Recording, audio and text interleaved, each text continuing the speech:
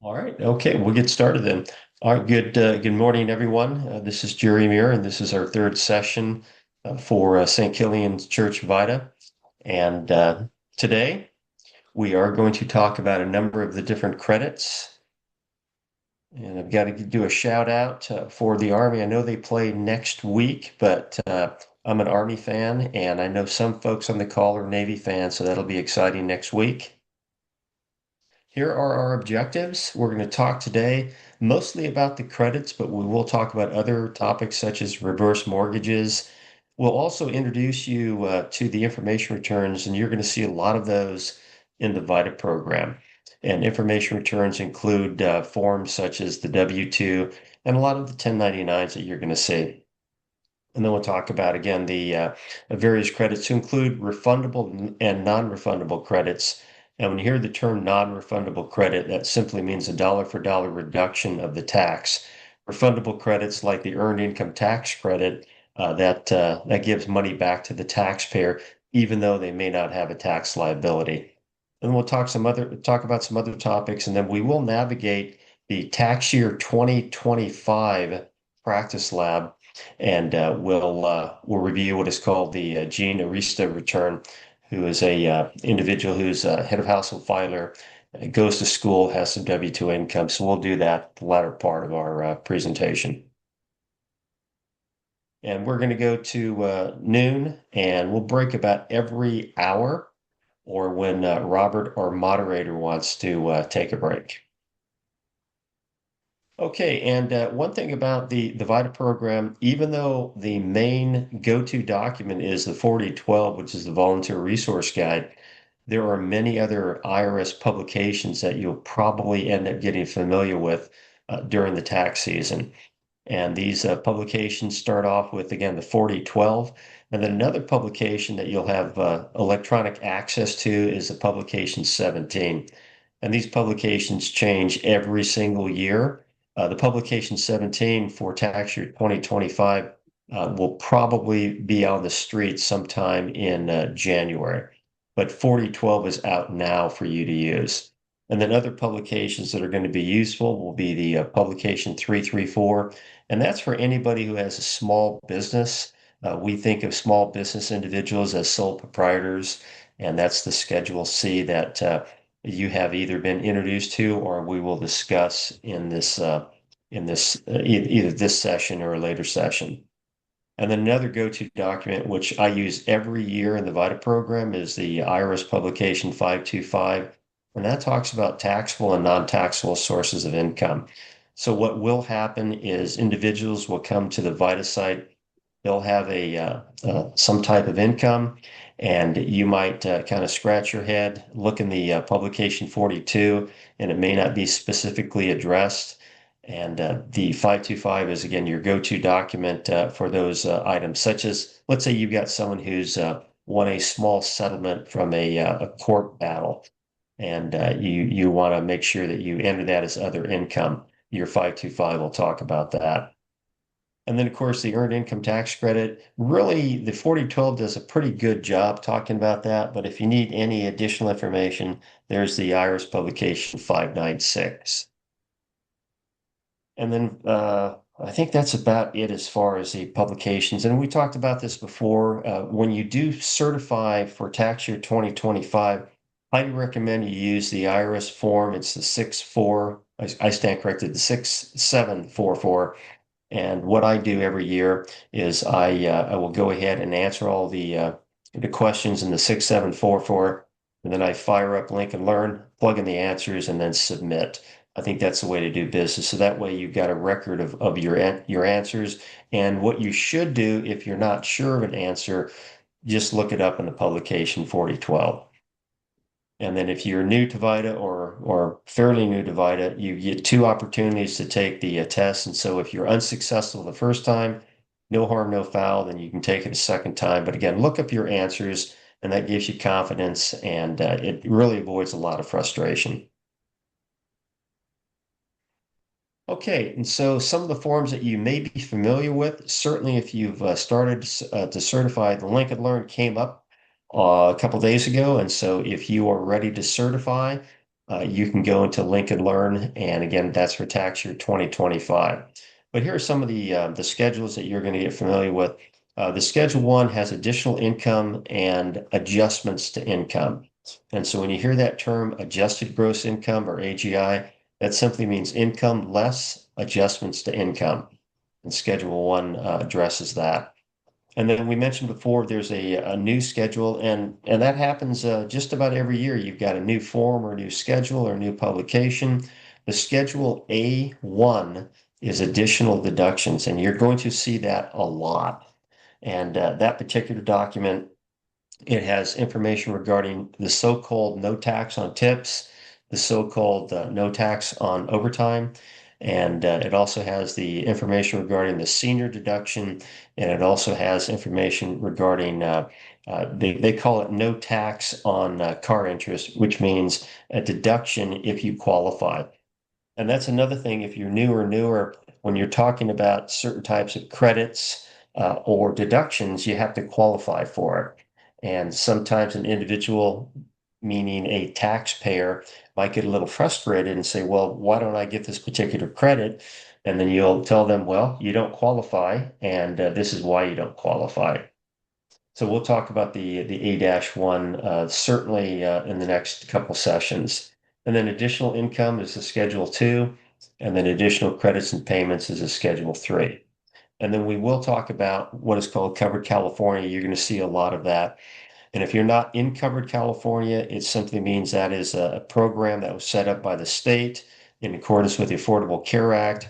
And that means individuals who want to get insurance, they go into Covered California, they provide their data, they pay the premiums or some of the premiums for their health insurance, and then you and I, the taxpayers, subsidize the rest of that. And then we will talk about the 1099-K. It's an information return. We'll get into that in just a moment. And then the 1099 MISC, you'll see a lot of that for various reasons. We'll get into that. And then you have individuals who are different terms are used, non-employees, independent contractors, consultants. Those are individuals who are not W-2 employees, and they work usually piecemeal. And at the end of the year, they're issued a 1099 NEC. And then typically with the 1099 NEC, they're going to go ahead and create a Schedule C as in Charlie. And then the volunteer standards of conduct, if you're new to VITA, this is going to be the document that will be generated automatically in the Link and Learn program. So you're going to be entering data, and we'll show you how to do this. You're going to enter data, you're going to certify at various levels, hopefully at the advanced level.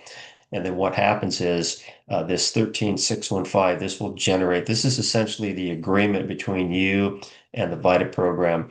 And then that document will be presented to your site coordinator wherever you work. Okay, other references, and every once in a while I do get a little, maybe for lack of a better term, a little geeky. I've had this discussion probably a couple thousand times with people, and they say, well, why is this particular item taxable? And I tell them, well, that's easy. United States Congress passes the tax law, the president signs the legislation, and so that means everything's included in gross income unless otherwise excluded. And so when people ask me, is this item taxable? And I don't know it off the top of my head, and that's going to happen from time to time, then I default, well, it's going to be taxable until we find an exception to that. So an example would be, and this is the general rule, your W-2 wages are taxable. There's actually certain exceptions to that. But again, generally that's a taxable amount. Things that are not included in income include, for example, when you borrow money. If you borrow money to go to college, borrow money to buy a house, to purchase an automobile, that is not a taxable event. And so you're not going to report that on your tax return. Now, when you don't pay back the loan that you've borrowed, there may be tax consequences, and that's called cancellation of debt. Another item you'll see a lot of is child and dependent care expense. You've got individuals who have children, they drop them off typically either with a daycare provider, sometimes they have a private individual, but usually a daycare provider or some type of like tutor time. And then what happens is they go to work. And so those individuals can take a credit on their return, which is a good thing for the taxpayers. And then we've mentioned jury duty before. When you go on jury duty, I recognize that you don't get big bucks. You're not paid a minimum salary of 50 or $75 an hour. You get a very small stipend from the county, and jury duty pay is going to be reported on your return. Now, if you relinquish your check to your employer, like I used to work for the IRS, so I would have to relinquish my check to the employer. Then the first step you would do is you'd report it on your return. And then the second step, you would take what is called an adjustment to income. And we'll show you that actually today. And then the Franchise Tax Board, we're going to talk about that in earnest next session and a little bit on the final session. But the Franchise Tax Board, there's a lot of great publications. We introduced you to the site map a couple weeks ago, but the instructions to the 540 are helpful. And there's also a VITA publication that we talked about, a California Franchise Tax Board VITA publication, which is a really good publication. And we're going to talk about that again next week. And then for California, just a reminder, when you're preparing a California return, you have to address the healthcare coverage. And so that means if you don't have healthcare coverage, that means you're going to be subject to a penalty unless you meet one of the exemptions. And in the VITA program, the vast majority of our clients, they either have health coverage through Covered California or Medi-Cal or maybe even Medicaid. And so that's usually not an issue as far as the penalty. The individual share responsibility penalty, that applies only to California. That particular penalty used to be a federal penalty, and that went away a number of years ago. So I don't see that very often on California returns, but again, it pertains only to California. Okay, and then we talked about the so-called cast of characters, and Robert, you might want to jump in here because you're more familiar with the players at St. Killian than I am. But just a couple of things. We got Michelle Mai. She's one of the folks from Orange County United Way. She works with Ashley, the lady who introduced herself earlier, and then Christine Gallardo. She is our IRS SPEC representative. SPEC is an acronym that stands for Stakeholder Partnerships, Education, and Communication.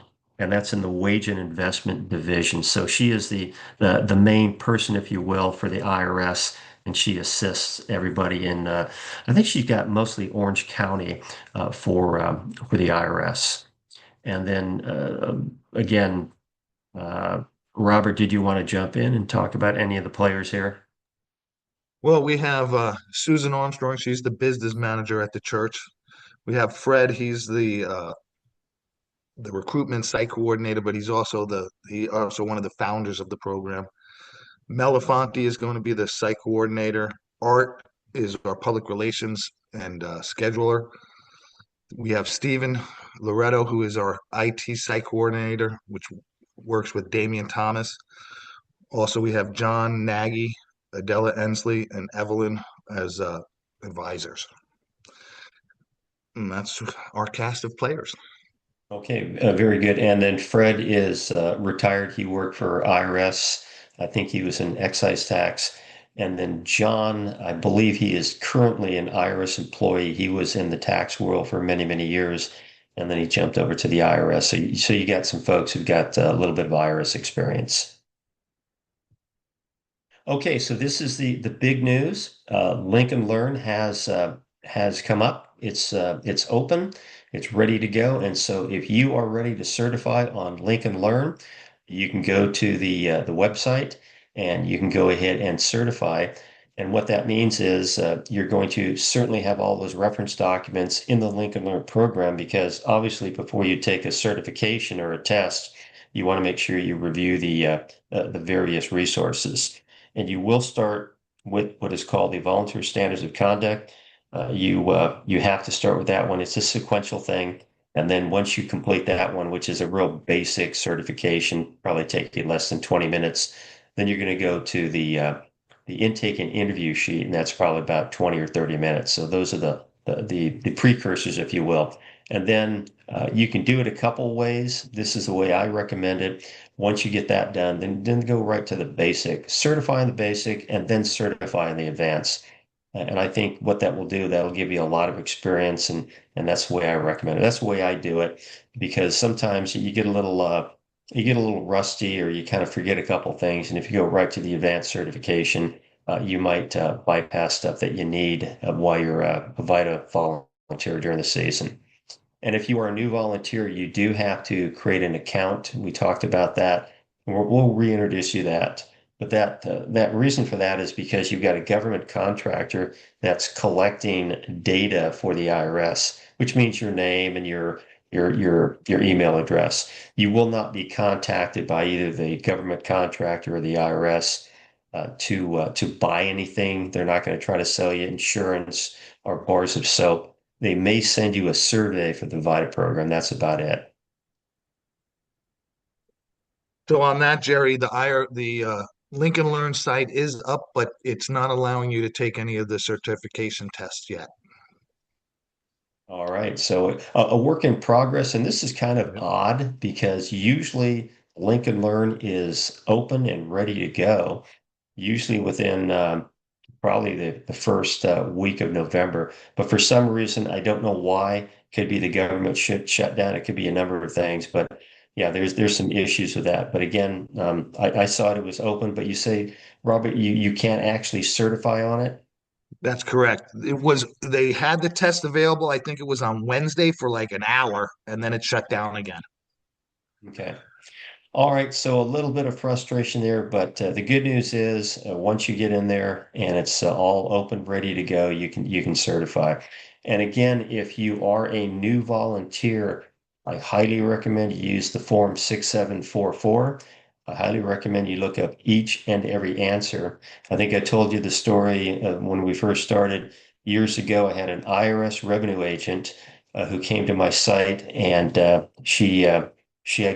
guess she was a smart IRS person, and she tried to certify without looking at reference material, and she flunked the basic certification. So I explained to her, I said, that's going to happen if you don't know the material. You're not going to pass. You've got to use the reference material, which includes again the publication 4012.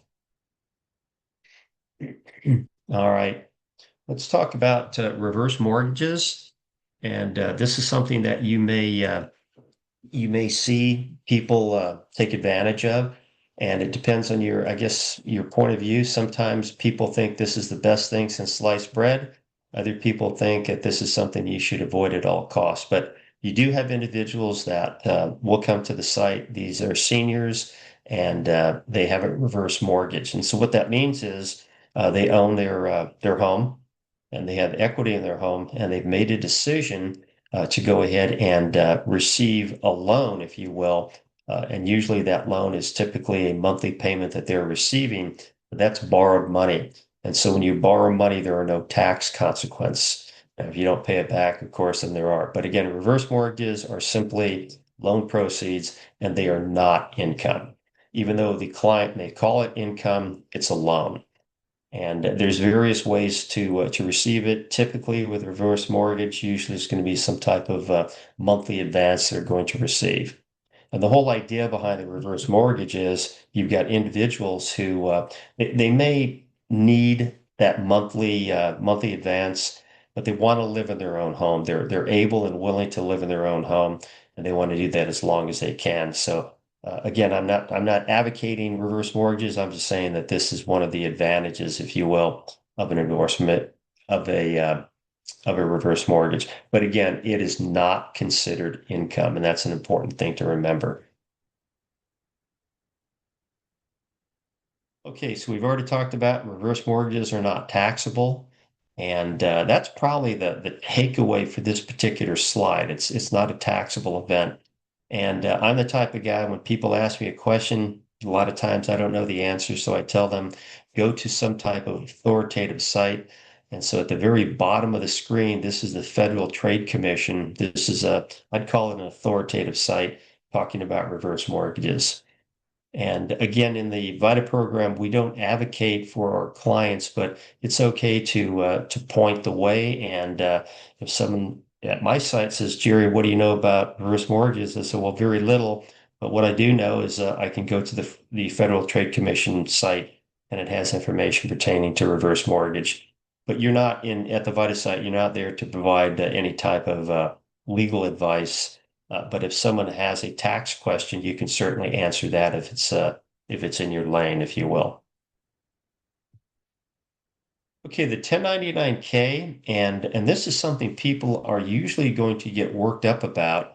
They're going to come in with a document and they're going to be frustrated and they say, "Well, I received this particular document, but this is not what I received." Well, so what you're going to do when someone comes into the site with an information return, you're going to first of all determine what type of information is described on that document.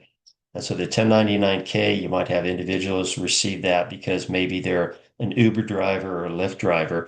And so you want to ascertain whether or not the data on that particular information return is correct. And then once you do that, you'll have that brief conversation with the taxpayer and you say, "Okay, this is what is issued to you." And generally, the information is going to be reported somewhere on the return.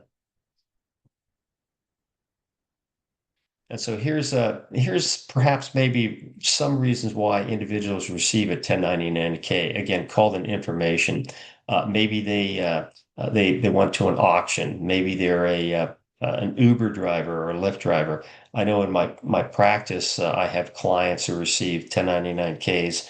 And again, the first thing I do, I have a conversation with them. What is this for?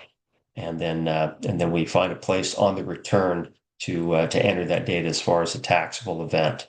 Here's something that you see a lot of, and it's something might happen. You might have a tragedy in the family, and maybe there's some type of crowdfunding or maybe some type of organization. They get together and they're trying to bring some money together to give to an individual, maybe for a funeral, maybe to because their house burned down, something like that. That is not a taxable event. That actually would be a gift. And so if you have someone who helps someone put a program together and give a couple that lost their house in a fire, that would be a gift. And I saw an example of a gift the other day where an 88-year-old man who lost his pension, he was working full time because he had to. And apparently there was some type of individual who put together a plan to collect money on this individual's behalf, this 88-year-old man, and then basically present him with a check. When he received the check, the 88-year-old guy, that was called a gift. And you could have a gift of $5 or you could have a gift of $5 million. As the recipient, you're not going to report that on your tax return. And then, of course, if you have someone who's giving people money, i.e., the donor, that is something we don't do in the VITA program. In some cases, they may have to complete what is called a gift tax return, and that is outside the scope of VITA. So you just tell them if you're giving your grandchild a $50,000 check because you love them, that's great. But for the grandchild, that $50,000 is not a taxable event. And for you, the grandparent giving that 50K, you'll have to complete a gift tax return, but again, that's not done in the VITA program.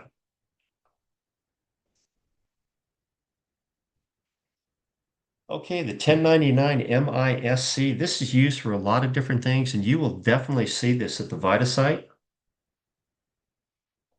You'll have someone show up maybe, and perhaps maybe they've got a 1099 MISC from some type of legal settlement, and they'll give you or maybe even be a postcard that it kind of looks like a 1099 MISC, and they'll say, "Hey, this thing has a $200 amount. I was involved in some type of lawsuit," and they're going to say, "Is this taxable?" And then they'll start begging the questions. Well, okay, let's have a brief conversation. What did you receive this for? Is this back wages? Well, if it's back wages, it's a taxable event. Is it for some type of restitution or intentional infliction of emotional distress? And let me restate that intentional infliction of emotional distress. You got to determine that. You got to ask them questions. And I know at my VITA site, sometimes I'll get these legal settlements. Clients will give me a card or a 1099, and sometimes we call back to the law firm and say, "Hey, what's this all about?" And every once in a while, you're going to have someone who will actually have a court decree and court decrees. And of course, you look at them. You don't have to be an attorney to look at a court decree. It helps. But as a VITA person, you can look at it to determine what is this settlement for? Is it for back wages? Is it for medical expense reimbursement? What is it for? Reimbursements are not going to be a taxable event. Back pay will be. But again, you look at that. And if you're not quite sure, then go to one of your senior folks in the room or go to your site coordinator, or you could also call the VITA hotline, or you can call me, and then we can look it up together to determine what it is. And then let me focus in on a couple things. Prizes and awards, the second item on this sheet. A lot of times individuals win prizes. It could be a small amount, $10, $1,000, something like that. The vast majority of prizes and awards that individuals receive are a taxable event. But in some cases, an award may not be taxable. And so start with your 4012. If that doesn't answer your question, then go to your IRS publication 525. And then we already talked about medical reimbursements. This happens all the time. Individuals are harmed. They have medical issues. They go to the doctor. They get treated. There's out-of-pocket expenses they pay, and then they ask for reimbursement, and then they receive that reimbursement. When you receive medical reimbursement, that's going to be a non-taxable event. Let's see, crop insurance. We don't do farmers in the VITA program, and it's not because we don't like farmers. Of course, we like farmers, but that's outside of the scope. That would be a Schedule F as in Foxtrot. And so, if someone happens to come in and they got a small farm, then you'd say, well, that's outside of the scope. You want to go to a paid professional, and they're all over the place. And we talked about paid professionals. You can go to the California Society of Enrolled Agents website and look up someone in your area, California Society of Tax Consultants, and look someone up. Or if you want to bounce it up to an attorney, you can do that. But again, we don't handle farmers or ranchers in the VITA program. All right, and I think that takes care of that. Okay. Okay, a little bit more about the 1099 MISC. And this is something that you will see from time to time. People may receive some type of payment, and it might even be for consulting work they did. And maybe they only did $300 or $400 worth of work, and they do not receive an information return. Well, that's going to happen. Or maybe they received over $600 and they didn't get an information return. And that may happen too. But the bottom line is, if you receive income for the work that you have performed, either as an employee or as an independent contractor, then this is the general rule. There are exceptions, but the general rule is you're going to report that somewhere on your return. And so, as a wage earner, you're going to report that on the W-2 tab. As a self-employed individual, typically that's going to be the Schedule C. And if you're an investor, then that's going to be the Schedule D as in Delta. And then sometimes you get someone, and this is within scope. The last time I looked, someone receives a royalty payment, and maybe they wrote a book or maybe a magazine article, and they received a couple $100, and that's called a royalty payment, and that would be a taxable event for them. And then here's another thing you're going to see, but we don't address this in the VITA program. This is bartering. People barter all the time. And so bartering, I'll give you a quick example. So let's say my neighbor is a dentist, and my neighbor says, "Hey, Jerry, I need some legal work done." So I go ahead and I prepare some wills and some trust for my neighbor. And then my neighbor then does some dental work on my kids. Well, that's bartering services, and you have to report the value of those services on your tax return. But again, this is outside the scope of VITA. And when you get those outside of scope or beyond the scope of VITA, it simply means that we'll kind of point the way for the individual, and usually they're going to have to go to a paid preparer to get their return done. And there's a lot of stuff that's out of scope. And it's really important when it is out of scope, don't open the doors and don't assist them because when you do that, then first of all, you're not in compliance with the VITA program, and then he or she is going to tell all of their friends, and then all of a sudden you're going to have all these people show up and say, "Hey, you guys do this type of return. You did it for Maria, you did it for Fred, so that's why just don't do it." And you're going to have to look it up as a site coordinator or as a preparer. Sometimes you're going to get those questions. You're going to say, "I don't know," and you're gonna become. And this is probably a good thing. You're going to become very humble in the VITA program, even if you are a certified public accountant, because there's certain things you just don't know. There's stuff that I just don't know, and you got to look it up, and that's okay. And then you just tell the client, "I'm sorry, we can't help you."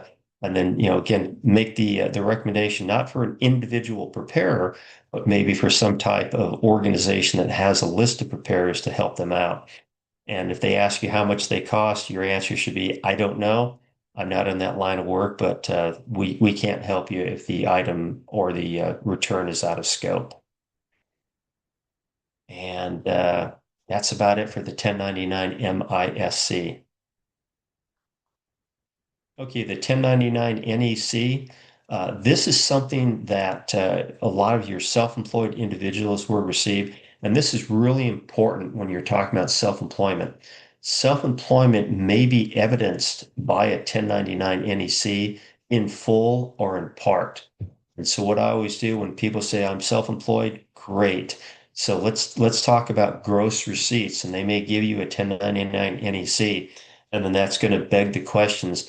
Does this evidence all of your gross receipts or a portion of your gross receipts? And if you're self-employed and maybe they don't understand the term gross receipts, you can say, "How much money did you receive in your business?" And that's called the cash method of accounting. And usually people know if they're self-employed, they usually know within a few dollars, maybe 50 or $100 of how much they received in tax year 2025. And usually they write it down. And of course, it depends on your accounting method. Sometimes people use QuickBooks and they're very accurate about the amounts that they receive. Sometimes people receive money and they scratch it down on a piece of paper. I got this X number of dollars on this particular date. But when you're self-employed, you're looking at the entire year for 2025. And our taxpayers are what are called calendar year taxpayers in the VITA program, which means we're looking at income from January 1st, 2025 through and including December 31st, 2025. And again, the cash method of accounting, kind of basic. And sometimes you'll get this question too. You just tell them that in the VITA program, the cash method means whatever you receive or constructively receive, and then you're going to deduct your expenses generally when you pay them. And that's the cash method of accounting.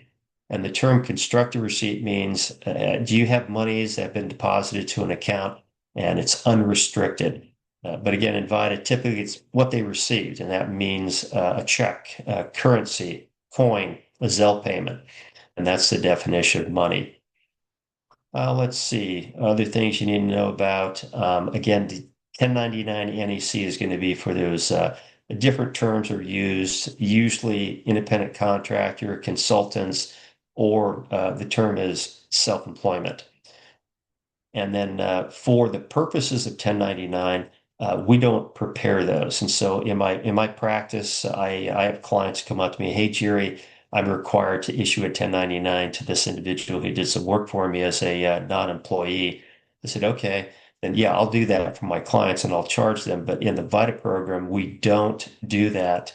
We don't issue or prepare 1099s. And if someone wants a 1099 prepared, you're going to have to refer them to like we talked about before, a society that has a laundry list of preparers where they can choose from. And again, we don't recommend individual preparers. Okay, I think that takes care of that. Okay, let's talk about the child tax credit. And if you're looking at your 4012 right now, the 4012 has the various sections for the credits, both the refundable and non-refundable. And you want to make a pen and ink change. I looked at the 4012 a couple days ago, and the 4012 has not been updated. And so you want to make an update in the 4012 on page G5. And the update means the taxpayer who's eligible for the child tax credit. It says in the 4012 up to 2000. Well, the answer is now 22,000, excuse me, 2200. And the reason it's 2200 is because of that one big beautiful bill act that passed back in July. And that's also known as Public Law 119-21. And so make that update in your publication 4012. Okay, so regarding the child tax credit, then like anything, if you qualify for the credit, then you're entitled to the credit. And so let's look at reasons for qualification. Your child is under 17 at the end of the year. And so, of course, we ask for information pertaining to the children, and usually we're going to ask for a social security card, and we'll ask for the date of birth. And that information is given to us readily. Every once in a while, you'll meet a parent for whatever reason. They'll say, I don't know when my kid was born. And that means, okay, well, go back and talk to your wife or talk to someone or get a birth certificate. But again, the kid has to be under 17. And then they have to be a U.S. citizen or a resident alien or a U.S. national. And we'll talk more about U.S. nationals. You don't see U.S. nationals very often at the VITA site. Usually we see U.S. citizens or resident aliens, or you might see an undocumented individual. If you see an undocumented individual, you can still help them out with the tax return, but they're not eligible for certain types of credits. And one thing about undocumented individuals, they'll usually have that ITIN, that individual taxpayer identification number. And it really doesn't matter what your leanings are, your political leanings are. That's not part of VITA. If they're undocumented, we can help them out. We consider them taxpayers. Of course, they have to have that ITIN, and then we can explain to them the substantial presence test. And then sometimes they'll ask you, well, hey, what do I do about my tax return in my host country? Well, that's outside of the scope of VITA. You're going to have to talk to someone in your host country where you came from. But we can help you out here if you have that I-10, because again, you're considered a taxpayer. Okay, and then another qualifier is the child has to be your dependent. And typically, when you're talking about a dependent, that means the minor child lives with you. You support them. That means food, utilities, rent, all of that, and that's typically a dependent. And then another qualifier is the child is your child, a son or daughter, or one of those lineal descendants. And that's why you ask questions, because someone may say, "Hey, this is my dependent. What's the relationship do you have?" Oh, that happens to be my grandchild or something like that. So a grandchild can be dependent if you meet all of the requirements. And then the support, the qualifying child, they cannot provide more than half of their support. Sometimes you're going to see a minor child that actually is supporting themselves. They may have some type of government grants or whatever. But again, you got to ask about support. And in the 4012, there's actually information regarding support. And then living with the taxpayer more than half of the year. And sometimes you're going to talk to the taxpayer. Yes, my kid, they left for summer camp, or they went over here, they went over there. Well, how long did they live with you? And so more than half the year. So that's usually not an issue. And then another thing about the child tax credit, they have to have a social security number. And so that means, and this is something I know it's a little bit of a workout, but one of the requirements is we ask taxpayers to bring in certain things. And one of those certain things would be a social security card.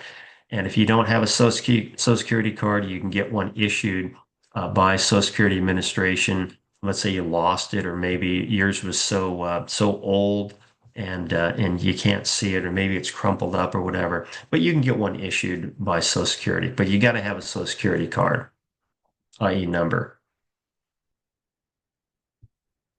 Okay, and then there's a thing called the additional child tax credit, and this is for I would say probably your low or in some cases, moderate income taxpayers, they can get this refundable portion, if you will. And so this is going to be automatic in your software. You're going to make your entries regarding the taxpayer and the child, and then sometimes the additional child tax credit is going to become available to them. And you can see on that third line where it says the limit is $1,700 per child. And so this is a pretty healthy refund. And you can see toward the middle of the page where it says the IRS cannot issue refunds before mid-February. So this is what happens. Your VITA site's going to open up. You're going to have people who want to get their refund. They're going to file very early, and then they're going to start calling maybe the site coordinator, maybe coming back to the site and say, "Hey, where's my refund?" And say, "Well, the U.S. Congress years ago put this into place, and they say we're going to go ahead and give the IRS time to so-called check records get their act together before they issue a refund." And that's what happens. So the refund may be delayed if it's advanced child tax credit or the earned income tax credit. And so that's something you can share with your clients, your taxpayers, and say, with your refund, it may take a while. And so you've got to be patient. And here's another thing, and you'll see this also. We don't advocate for clients because when you advocate for clients, that means you now will become a full-time tax person. You're a volunteer. You usually work 1 or 2 days a week. And also, a lot of volunteers, they don't know the intricacies of the IRS. I mean, I used to work for the IRS and I was there for many, many years. I still don't know all the intricacies. But what you're going to do, you can just kind of say, we don't advocate for you. You're going to have to wait. There's telephone numbers you can call. There's IRS offices you can visit. You can do that if you're a taxpayer to determine, hey, where's my refund? You can go online on the IRS website and you can go ahead and say, hey, where's my refund? And you can do that. But again, when a client says they'll come to my site and say, hey, it's been a couple months. What's the deal? I tell them, well, I can't advocate for you. Now, what I can do, I can point to a computer. You can have a seat next to me, and I can go ahead and point, where's my refund? And then let you do the work to see if the refund's available for you. But again, at the end of the day, don't advocate for the client. When you start doing that, you're going down the wrong path. But since they're there in front of you, you can point to a computer screen. I don't call that advocacy.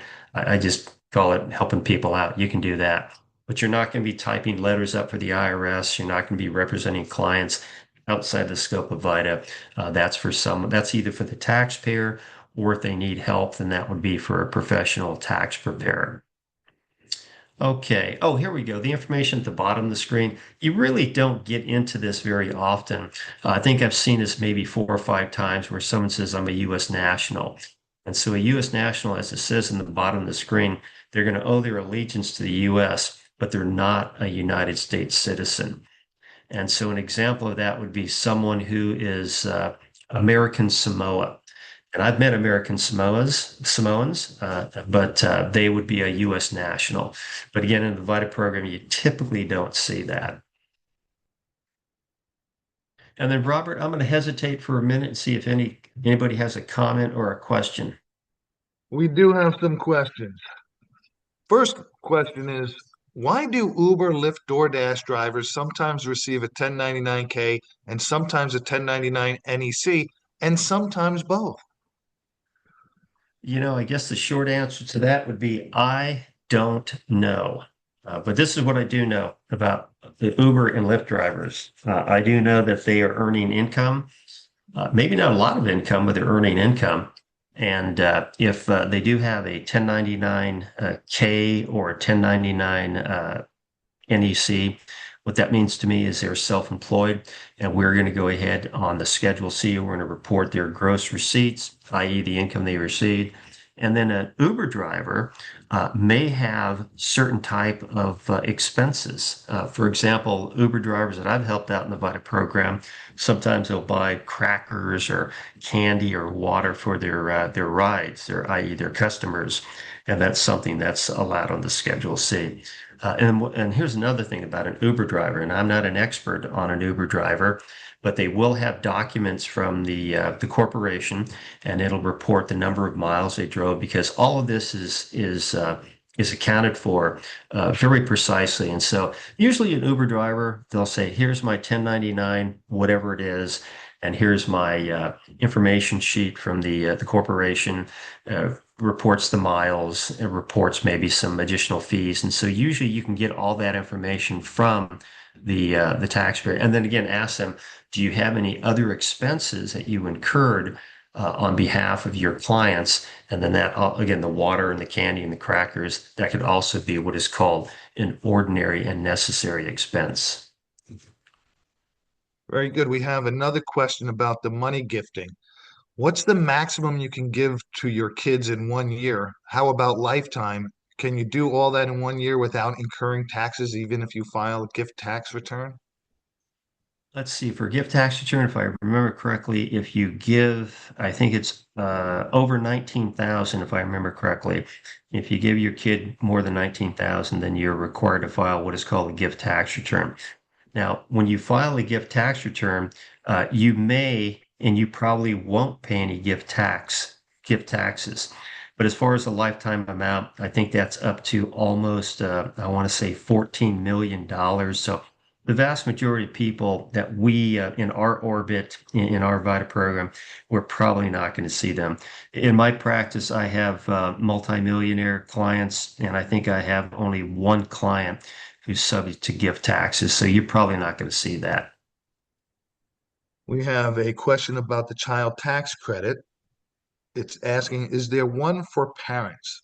Example, your elderly disabled parent moves in with you. Can you get any kind of tax credit or can you claim the parent on your taxes as a dependent? Oh, yeah. If you meet the rules for, because when you think of a dependent, usually you think of a kid, but a dependent can be a minor child. A dependent can be your parent or your parents. You'll see that from time to time. Someone says, "Hey, I've got my mom. I'm still supporting my mom, and my mom may live in my household, or my mom may be on her own in a small apartment, but I'm providing the rent because she has a very small Social Security check." So it is possible. That's called a qualifying relative. So you have a qualifying child or a qualifying relative.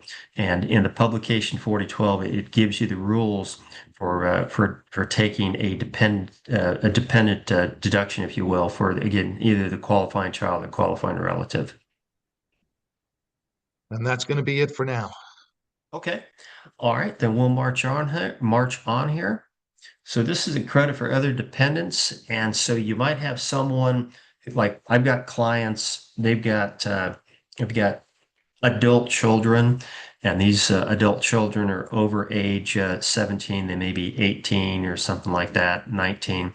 And you meet certain rules, you can get this other dependent credit. It's $500.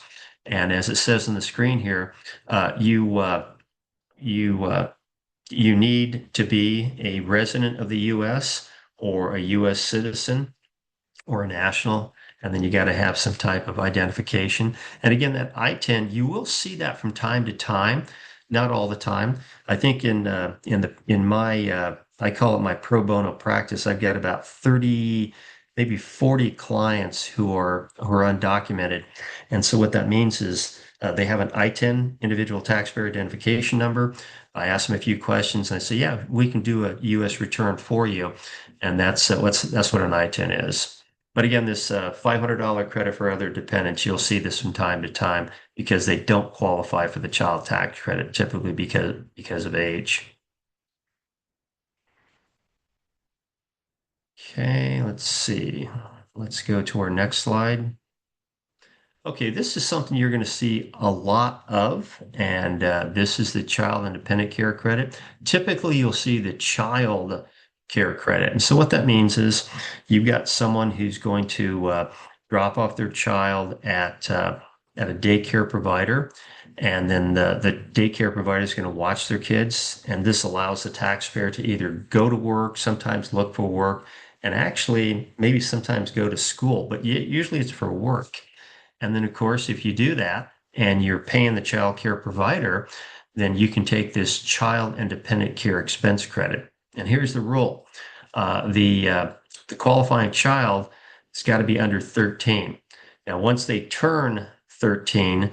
And if you're paying someone to watch them, then that's great, but you're not going to be able to include that payment as part of the calculation for the child independent care credit. Now, if you pay $4,000 or $5,000 a year for someone to watch your kid, that's not the credit. That $4,000 or $5,000, actually a total of three, would be used to calculate the credit. And there's certain rules that also come into play. So if you have someone who is dependent and the dependent happens to be an adult and they're incapable of self-care, then you might be able to take that's the portion of the dependent care credit. The individual who's incapable, we actually had a guy when I worked at the IRS. His wife was impaired, and she was not able to take care of herself, and so he would bring someone in to help out. And in that particular case, he was able to take the dependent care credit for an adult female, so that's possible too. And you'll see a lot of this, but usually when you do see it, it's going to be for a kid, maybe a 5-year-old or a 6-year-old, something like that, where mom or dad is going to work and they drop off their kid at a daycare. And here's another thing about the child independent care credit. When you're paying someone, let's say you're paying an individual, like with my kid, I drop him off with a lady and she was certified on everything. She had her license from the state of California. And then you're going to capture information, i.e., the name of the individual. You're going to capture the Social Security number of the individual, or might even be a employer identification number if it's like tutor time. But you're going to capture that information so you can go ahead and take the credit. And then when you talk about the work-related expenses, there is a limit. And so if you, and I recognize that childcare is expensive, and you're going to get this question too. People say, well, I spent a lot more than $3,000 on my kid. And you could acknowledge that and say, understood. But as far as this particular credit, the software is only going to recognize $3,000 of the expense to use to compute the credit. And if you got two or more, then the total is going to be 6,000. And so again, that's what's used. So your software is going to limit it based on the tax law. But again, this is all going to be for someone who's going to drop their kid off, usually to go to work. And if you're talking about after school care, and this is very, very typical too, because let's say mom or dad is going to work till like 5 or 6, and you've got a little kid, and they're out of the tutor time, and now they're after school care. Well, that's part of it too. That's part of it too. And then at the very bottom, or toward the bottom, it talks about expenses for summer day camp. Well, summer day camp, you drop your kid off at summer day camp. They do art and craft things, and they're being occupied while you're working. That would qualify. But if you drop your kid off at Camp Snoopy and say, hey, I'll see you in a couple weeks, be brave, that's an overnight camp, and that's not going to be part of the qualifying expenses. And then, of course, your company, if you're going to tutor time, they're going to issue you some type of document that you've paid X number of dollars, and then it's going to have the name of the organization, and then what is called the employer identification number, the EIN. And then with that, you're going to be able to take the child independent care credit. Very popular in the VITA program. You're going to see, again, a lot of this. All right, let's get to the big one. There's a lot of different credits, and one credit you're going to see a lot of is the earned income tax credit. And this particular credit, I remember last year when we helped people at our VITA site, I work at Coastline College.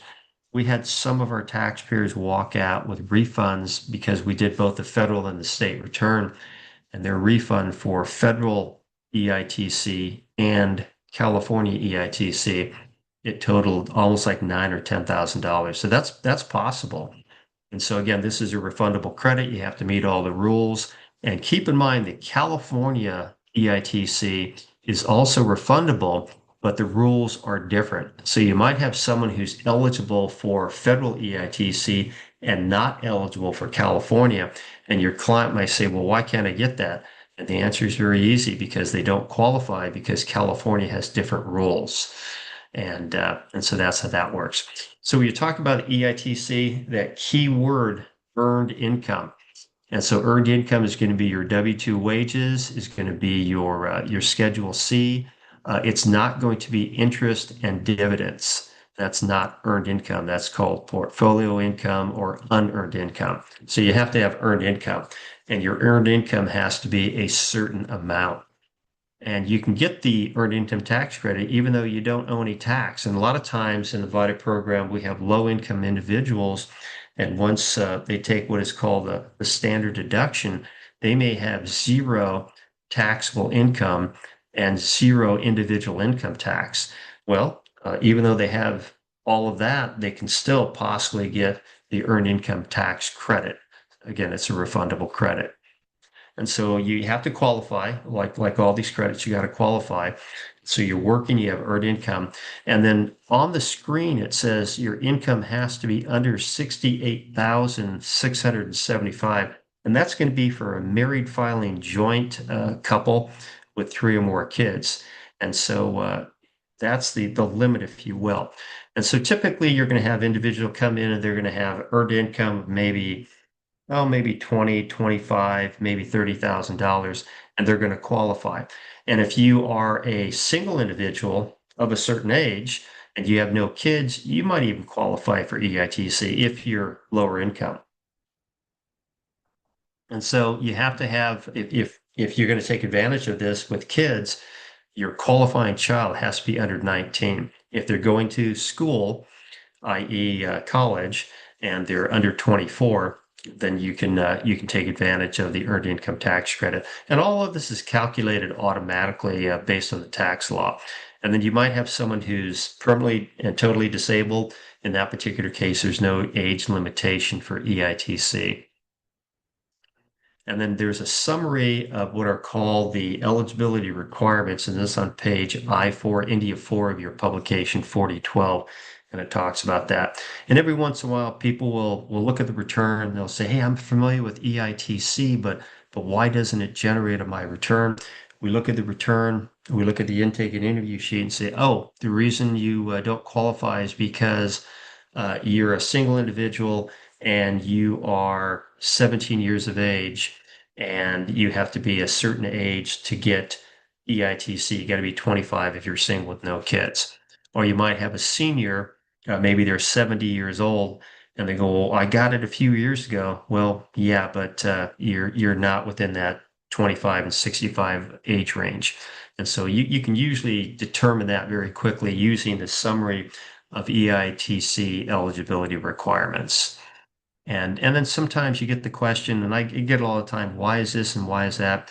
And as a tax person, you want to avoid the frustrations, and so you say, okay, well, let's look at the return, let's go through it. So you look at it and say, okay, let me look up the rules, go to your publication 4012, or maybe you're going to go to publication 17, and then you can provide information to the taxman and say the reason you don't get this is because of this.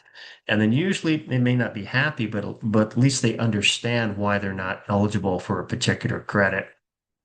And that's okay. You kind of like tax for education, if you will. And then, Robert, I'm going to complete this and then we'll take our break.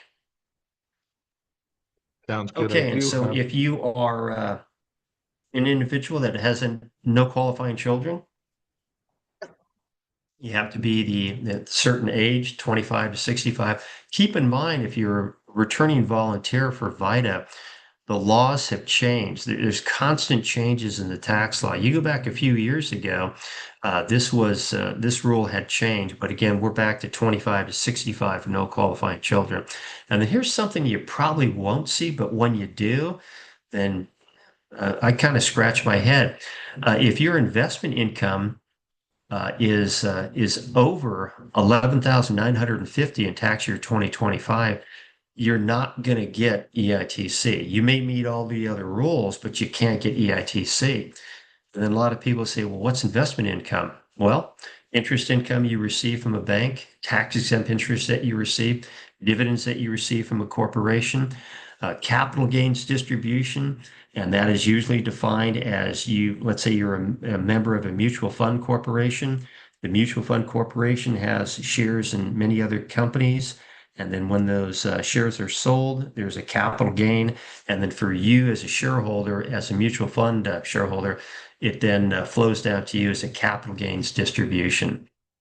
And then also capital gains. You have a capital asset. Think of, let's say, stock in a company, and someone sells it. And let's say they have a gain. That's a capital gain. So all of that is considered investment income. And so when someone has investment income in, again, it changes every year in tax year 2025 of more than 11,950, the software is going to preclude them from getting EITC.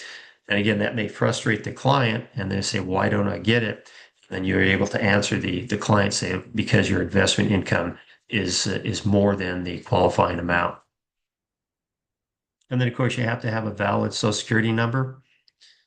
And then you've got to be a US citizen or a resident alien. And then this is something that we don't do in the VITA program unless you're certified in the international program. We don't do what is called the foreign earned income exclusion. And so that means that the taxpayer, we don't do this at St. Killian's. You're not going to file a form 2555 for the client. And an example would be, let's say you've got someone, they're a US citizen and they're working in the country of Spain as an English instructor. And let's say they make, $60,000. And that would qualify them for VITA because they're less than about 67,000. Well, you have to be certified in the international program in order to help them out completing the form 2555. And if they file a form 2555, they're ineligible for the earned income tax credit. So again, you don't see that very often. I think there's a couple of sites that has international certification where we help people with that, but again, not at the church. And then there's some other rules. Now, also, if you are a paid professional, I know we got some paid professionals that help out at VITA, which is fantastic. There's a due diligence worksheet that's required in the software. For the purposes of the VITA program, that due diligence worksheet is not included in the VITA software. So the VITA software is different than, for example, I use the TaxSlayer Pro software in my practice, and I do have a due diligence worksheet, but not in the VITA program. Okay, I think Robert, this might be a good time to take a break. I've got 10:03. You want to take 10 minutes? Do you want to answer just two questions real quick? Sure. The first question is for the child care credit. Does the provider have to be a registered care provider? Does a provider have to be a certified or a licensed care provider? The answer to that is I don't believe they have to be, but when you're talking about California, you need rules, excuse me, you need licenses and permits. And I think to watch someone as a daycare provider, I think you have to have a license in California, and you have to be certified, like in what they call a child CPR. And there's certain rules you have to adhere to. But as far as the federal side of the house, I think you can get it. I think you can get it, but but again, you might want to look that up. And then the other question about that is, can an ITIN be used for the child care dependent care credit? Oh, you mean as the child care Provider? provider? Yeah. Yeah, sure. So if you have, and sometimes you might have maybe it's a lady, she's undocumented, and you're going to drop your kid off because you know her, she's responsible, and she's dedicated to kids, and she doesn't have a Social Security number. You can still get the child independent care expense. Now, I know in years past you could not electronically file the return, but again, you want to make sure you capture the ITIN for the daycare provider. You want to capture their name, their phone number, all the stuff that you would do. But yeah, you can still get the credit. All right. So if there are no questions, we'll jump right into the education credits. So this is another thing that you'll see at the VITA site. A lot of, which is a good thing, I think. A lot of individuals are going to university or college, and if they qualify, they can take one of the education credits. And so the starting point would be that IRS form, the 1098T. It's actually called tuition statement, and it has certain information on it. Uh, Piece of the information includes perhaps maybe the payment that's been made for tuition. It might have information pertaining to a scholarship or a grant that's received. It talks about whether or not the individual was at least a half-time student or even if they were a graduate student. So the information is useful. Again, that's why that 1098T is issued by the schools, and you're going to use that as your starting point to determine whether or not the taxpayer is eligible for an education credit. And so when you talk about a school, there's lots of schools. The schools have to participate, as it says in the screen, in the U.S. Department of Education student aid program. That would be the loans and grants. And so I'll use an example. Sometimes you might see an ad for a real estate school where you go for a couple, 2 or 3 weeks, maybe. You learn about real estate, and that prepares you for the real estate examination or maybe even the broker's examination. Well, I'm sure that's great education, but chances are that particular institution does not participate in the loan and grant program. And so that would be an ineligible school. Another example of an ineligible school is let's pick let's say Oxford University in the United Kingdom. I'm sure it's a great school, and but it doesn't participate in the U.S. Department of Education and student aid program. So that would be an ineligible school. Now, what you may have someone, usually young adults, they'll go ahead and enroll in a school, and let's say University of California at Los Angeles, and they'll do a semester abroad over in Rome. Well, they're paying their tuition to UCLA, but they'll do their time overseas for a semester. Well, that's still UCLA is still an eligible school, so you may run into that. And then there's two types of education credits. You've got the American Opportunity Credit, which has both a refundable and a non-refundable component. And then you've got the Lifetime Learning Credit. So those are the two education credits. And for the purposes of the American Opportunity Credit, if you're eligible for it, 40% of that credit can be refundable. And of course, there's a limit. And then, of course, if you have multiple students, you may be able to take advantage of American Opportunity Credit. And for those students who are not eligible for that particular credit, then the Lifetime Learning Credit is still available. And so let's get into the type of what we call qualified education expenses that you're going to see. And this would be tuition and fees, textbook, supplies, and supplies could be, maybe a calculator, it could be notebooks, things like that.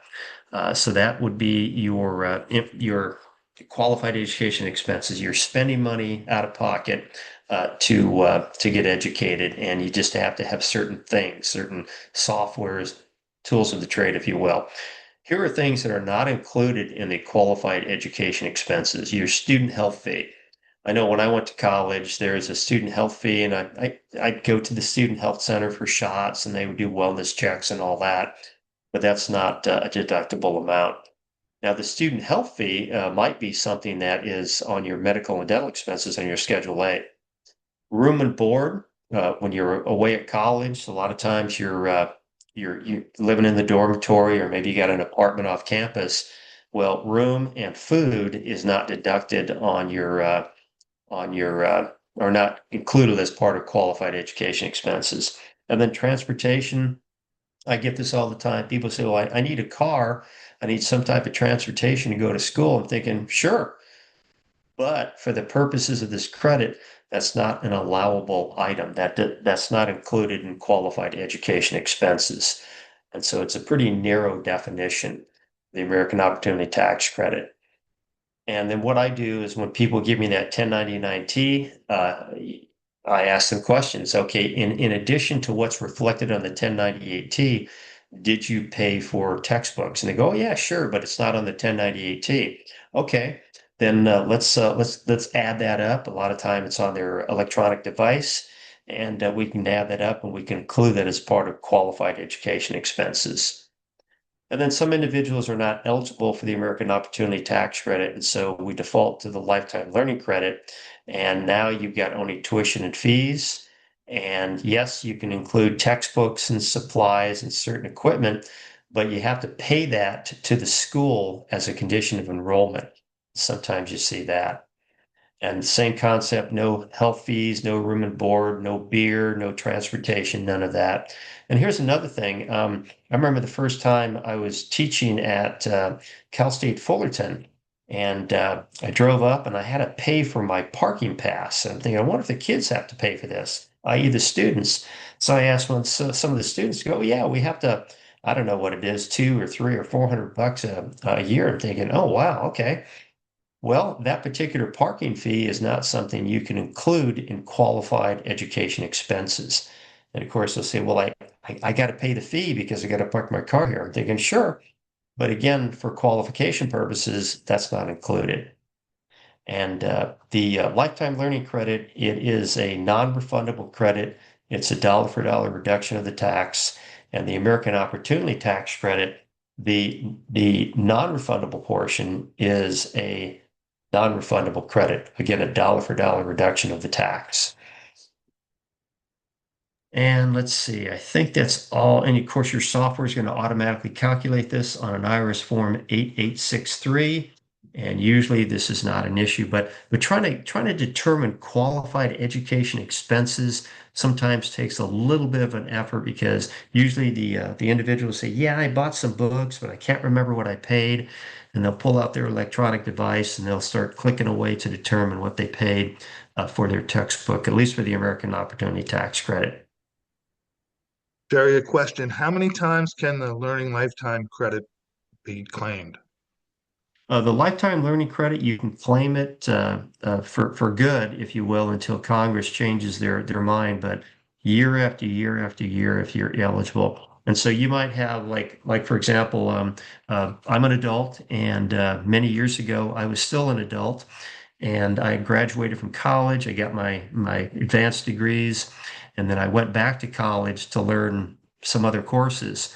And so I was eligible for that lifetime learning credit because again, I graduated and I no longer qualified for the American Opportunity Tax Credit.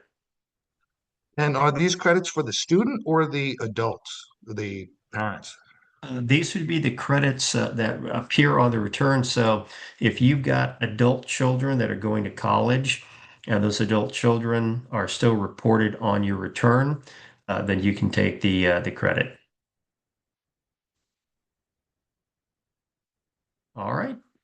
Okay, so American Opportunity Tax Credit, usually it's going to be focused on undergraduates. But there is, if you look in the 4012 and you look in the what is called the publication 970, you could be a graduate student. Usually that's the last semester for grad students, but it does apply to grad students too. And it's for 4 years. And if you remember many years ago, this credit used to be called the Hope Scholarship. Well, they changed the name, they be in Congress, and now it's the American Opportunity Tax Credit. And it's good for 4 years for each student, 4 tax years. And those years do not have to be consecutive. You could take a break, maybe go to college for a couple of years, stop for a couple of years, and then go back to college. Yeah, but again, good for 4 years. And then here's another requirement for American Opportunity Tax Credit. You got to be enrolled at least half time for one academic period. And so I remember when I was an undergraduate, I went to college and it was university, and we had a course that was 3 weeks long and that would qualify. Usually you might have a quarter system, you might have a semester system, a trimester system. Colleges are like people that just different academic periods. But again, to qualify, you got to be at least half time for one academic period. And the school is going to determine whether or not you're half time or not you, because the school has their rules. And then no felony drug convictions. I guess that's some social engineering, which probably a good thing. And you're thinking, well, Why do we have to ask this? Well, that's part of the tax law. And will the government really look into this? Well, I guess they could if there was ever an examination by the IRS. That's one of the qualifiers, and they would say, "Hey, you know something? We've got information that you have been convicted of a drug offense, and so that would preclude you from the American Opportunity Tax Credit." And then, of course, if you typically you use it for 4 years, and after 4 years, you can't use the American Opportunity Tax Credit. You have to default to that lifetime learning credit. And then keep in mind, and you'll see this in the VITA program, you'll see this on your own return. There are phase outs, which means when you're making a lot of money, sometimes you're not entitled to a particular type of credit. And there's a phase out for the American Opportunity Credit. But again, that phase out is well beyond the vital limits. And so we don't work with taxpayers that are making $100,000 and $150,000 a year. It's outside of the scope. And then the lifetime learning credit, same thing. You're going to get the 1098T and same concept. You can go ahead and go to college. You've got qualified expenses. You can be a grad student. You can take advantage of this particular thing. Let's say you're going to graduate school and you're getting your PhD in poetry. You can take advantage of this if you meet all the other requirements, and it's unlimited until Congress changes their mind. And then there's other certain requirements. But again, this phase out that we talked about, you're not going to worry about that because it's beyond the scope of the VITA income that we attend to. And you'll see this. You'll actually have questions from people. Hey, why don't you do this and why don't you do that? And the answer, I use my wife's response, which is pretty good. Someone asked her one time, "Hey, why don't you do this?" Well, we're not trained. And would you want a automobile mechanic to work on your brakes who has no training on brakes? And the answer would be, of course not. And so we don't work on a lot of different things because the tax world is a very, very big world, and we can only work on certain things because this course is a very short course. Your training is basically fundamentals, and you're not going to get into many, many things. And so those are out of scope. And your 4012 has a whole section devoted to those out of scope returns. And so we just share information with people, say, if you have a particular topic that's out of scope, we can't help you, and you're going to have to go somewhere else. All right. And then any other questions, Robert?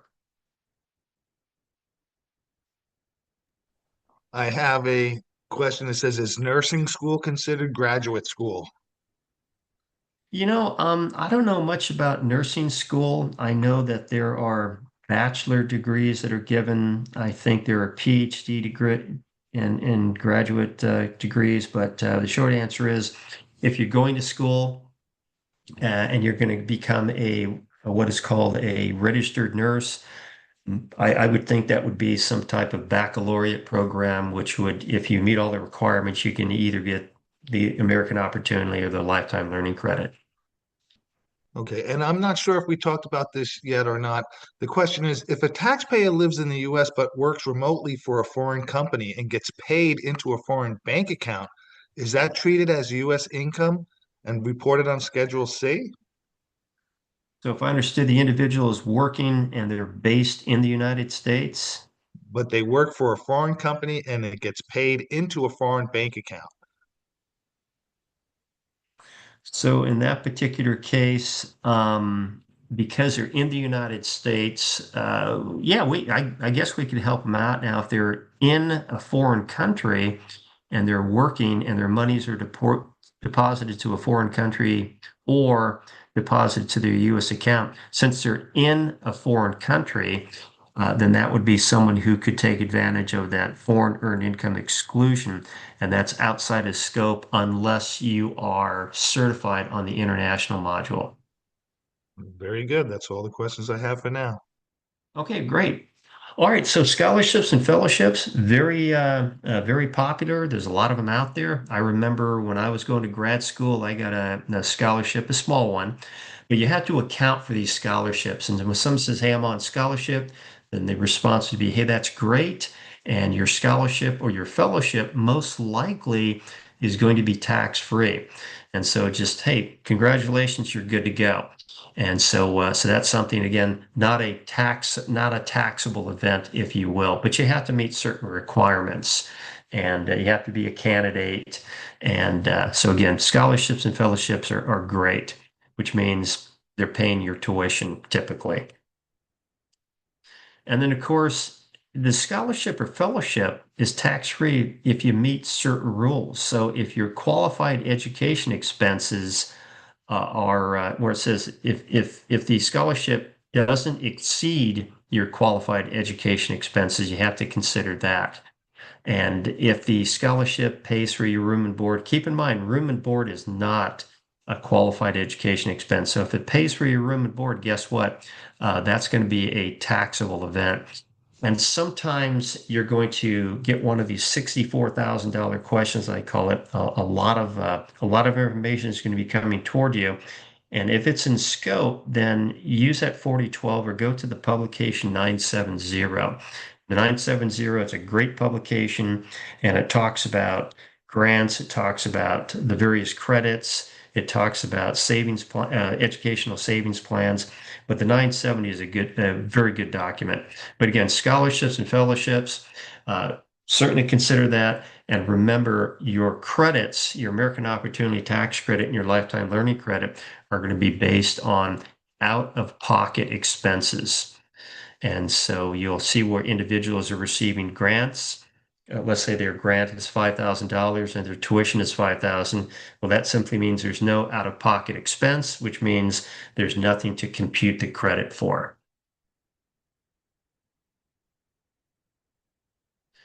Okay, self-employment tax. This is something that's calculated automatically, so you don't have to really make any entries, if you will. What happens is when someone is self-employed, this is going to be for your Schedule C folks. They're sole proprietors, and what will happen is you're going to enter data pertaining to the income. You'll enter data pertaining to the expenses, and then the software is going to automatically compute what is called net income.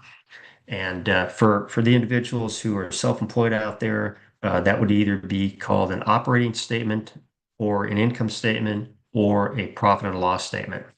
But the Schedule C is going to handle all of that, and then again, automatically calculate self-employment tax. And I get this question too. They go, well, hey, why do I have to pay this? That's very easy. Congress has passed legislation called the Self-Employment Contributions Act. And if you meet certain requirements, and you probably do, then you have to pay it. And the Schedule SC is going to be generated. It'll be shown in your packet when you finally print out that courtesy return for your taxpayer. Then you can show them the Schedule SE. And what happens is they're making contributions to their Social Security account, which is a good thing because I meet people not every day, but I meet people a lot who are in their 60s and 70s, and they didn't qualify for Social Security, and it's really scary because a lot of these people have few assets and little revenue stream, and they can't get Social Security. And so it's good to pay into Social Security, and this requires self-employed people to pay in. And then, as you might remember, if you're on Social Security or talk to anybody, you have to have a total of 40 qualifying quarters to actually be eligible for Social Security. And if you're not at that 40 quarter amount, then your options include getting a job, uh, getting additional qualifying credits, so you can go ahead and qualify for Social Security. And I recognize Social Security is not the end all be all for everybody, but it certainly helps certainly if you're a senior and you have limited resources. And a lot of our VITA clients are on Social Security. Let's see. I think that's probably about it. There's certain requirements. We usually don't get into those exceptions. As I mentioned before, in the tax world, you have the general rule, and then you have exceptions to the general rule. And every once in a while, you bump into that exception and say, "Oh, wow, that's interesting." And so there are some people who do not pay into Social Security. Like, for example, I work for a couple colleges part-time, and I've never paid a penny into Social Security. I pay into something else, but I don't pay into Social Security for my college wages. So you'll see that from time to time. All right, and then FICA, that's the acronym for the Federal Insurance Contributions Act. And we usually don't see this, but when individuals are receiving tip income, what we tell them is tip income is reported either by you or your employer. You got to report your tip income, whether it's $1 or $100,000. You got to report tip income. And usually tip income will be run through W-2 wages by the employer, which is a good thing. And then every once in a while, you have an individual who receives tip income and it hasn't been run through Social Security. So there's a form, it's the 4137, where you can use that to report Social Security on unreported tip income. And this is something we really don't get into in the VITA program, but this is more of an education thing. I meet people all the time. They go, "Hey, Jerry, I receive tip income. Very good. And I don't have to report it because it's cash income." And I'm thinking, well, you do whatever you want. But in the unlikely event you ever get audited by the IRS, what they're going to do, they're going to use what is called an indirect income methodology, and you will probably be not pleasantly surprised, but you're going to be surprised when you walk out of the IRS office with a big tax bill. I used to do this all the time, and people would just say, how do you do that?" So, well, that's easy. We go to the manual. There's all sorts of manuals. We go to our IRS manual, and we determine how much income you receive. And here's an example at the very bottom. And again, you don't do this in the VITA site, but this is education for people who don't want to report their income. Let's say you've got no money in the bank, your living expenses are 40K, your income is 25, and you have zero non-taxable income. Well, then mathematically, you've got $15,000 of unreported income based on that fact pattern. And I see this all the time on the VITA site. And so I'm asking the person, "Hey, how do you live?" And their response is, "Well, Jerry, it's not easy." I said, "Well, no, it's mathematically impossible. And so something's going on here. And so I don't feel comfortable doing your return because in the unlikely event you get audited by the IRS, you're going to get a big bill." And then what happens is the IRS examiner, if the statute is open, they're going to open up the previous year and maybe the previous 2 years if the statute's open. And then your life is going to become very complicated and you're going to be very unhappy. And so if you receive tips, report your tips. If you receive some type of income that's not evidenced by some type of information return, report it. That's the rule. And so again, you'll see this at the VITA site. I educate people. And I don't do this 100 times a day, but I will turn people away and say, "I'm not going to do your return because I used to work for the IRS. I know how to add, subtract, multiply, and divide, and what you're telling me makes 0 sense. And so I'm not doing your return, and none of my volunteers are going to do your return. You need to go and have maybe a discussion with someone and then come back and say, okay, tell me everything what's going on in your life." And sometimes you have to whip out a pencil and you got to write all this stuff down. You got to show them and say, "Look, it didn't make any sense." And I see this all the time. And so again, it's part of the education process. And the site coordinator has the authority, if you will, and it doesn't happen that often, but they have the authority to say, we're just not going to do your return. We don't feel comfortable. And that's probably all I can say about that for unreported income. And there's a lot of people who don't report their income. And so, yeah, sure, they get away with it sometimes, and then sometimes they don't.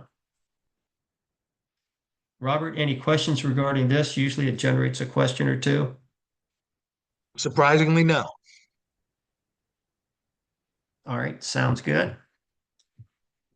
Okay, and then early distributions, we have individuals, and this is something you see at the VITA side a lot. You've got someone in their 30s and 40s, and they lose their job, or maybe they quit their job, and then they've got some type of savings plan where they take an early distribution. And there's different types of savings plans. Most people are familiar with the 401k, sometimes for nonprofits, a 403b or a 457, or maybe even have an IRA, individual retirement arrangement, or maybe you're a government person, you got a 401(k). But anyway, you take an early distribution, and this is the general rule. The general rule is you're under 59 and a half, and then you take that distribution. And it's your money. You can do what you want. But if you take an early distribution and you don't meet one of the exceptions, then you're going to have to, obviously, you're going to pay income tax because that's tax deferred income. And then you're going to be subject to a federal penalty of 10% and a California penalty of 2.5%.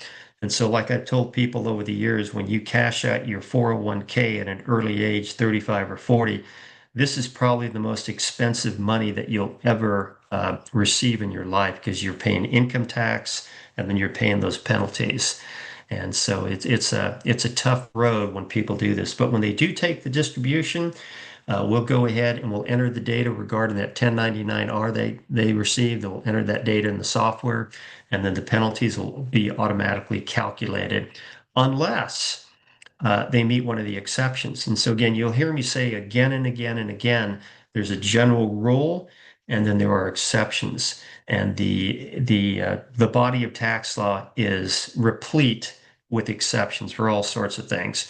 And so if you have someone who takes a distribution because they have to pay medical expenses, they might be able to avoid the penalty. They still have to pay the income tax on the deferred income because a 401(k) program is deferred income.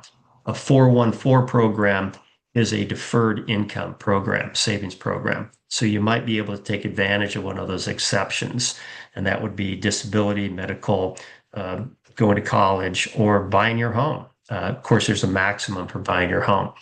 And so this is that discussion that I have with individuals. I teach personal finance at a college, and we talk about this a lot. And at the VITA site, I educate people. And a lot of times they say, well, Jerry, I've taken an early distribution and I've already paid my tax. And I tell them, well, what you did is you received an early distribution and there was federal tax withheld. And sometimes that federal tax withheld goes to paying either some or all of your tax liability. We'll have to calculate it in the return, but it doesn't account for the penalties. And they kind of look at me like, what are you talking about? So yeah, there's a 10%, a 2.5%. And so yeah, you got to pay that. And then they're not happy at that point, and they realize that this is again very expensive money that they've taken out. But again, at the end of the day, when people need money, and if it's sitting there, pot of gold, that 401(k), they're going to tap it. And I've seen that thousands of times. Now, of course, if you tap it after age 59 and a half, which a lot of people do, then you're still going to pay income tax on that tax deferred monies that you had, but you're not going to pay the penalties. That's not going to be calculated. And so, war story years ago. I don't know why the government goofed up. I had a 414 and they sent me a 1099 with a massive amount of distribution. I'm thinking, what's this? And so I contacted my 414 plan, my trustee. I said, hey, I didn't take a distribution. I'm well below 59 and a half. And they said, well, we'll have to fix it. And it took them months to fix it, and they finally did. So sometimes you'll have people with incorrect information, and they go, hey, what do I do? Well, anytime you have incorrect information, you go back to the person that gave you that document and say, hey, this is wrong, fix it. And so sometimes you got to do that. We have a question. I'm not exactly sure, but it says if married filing jointly, is the $10,000 doubled on the early distribution? I believe he's talking about for the first home purchase.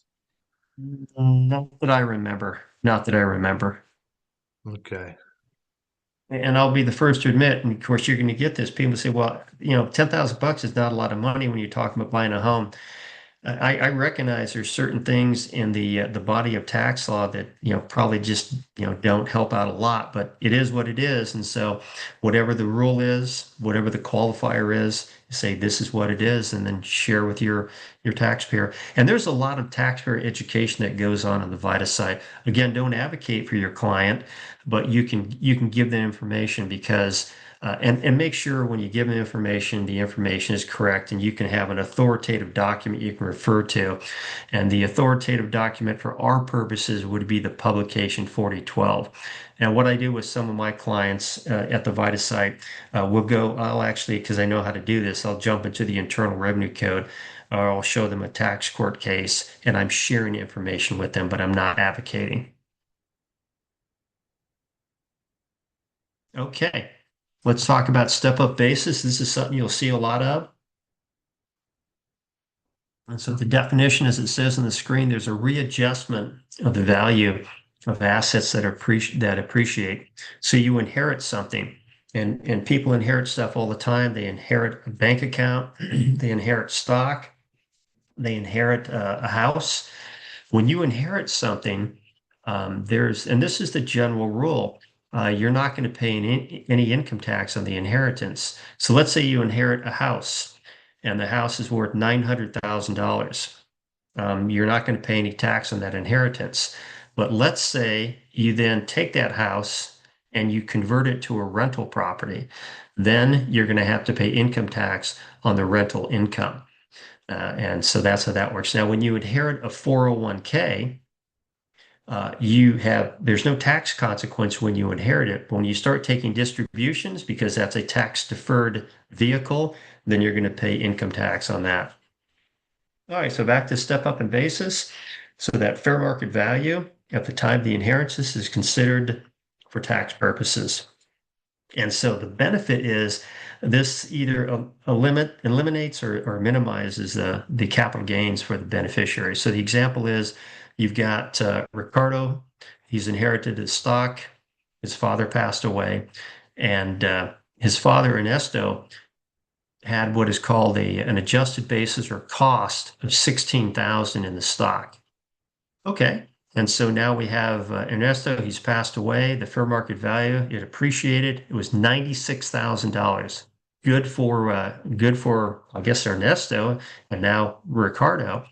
And so at the death, then we've got a value of fair market value of 96,000. So the basis in the stock for Ricardo is 96,000. So if he sold that stock like the next day and the value of the stock was 96,000, he would have no gain. And so that's the concept of step up in basis. And you may see that at the VITA site. And this is the general rule. There's an exception to this, but this is the general rule.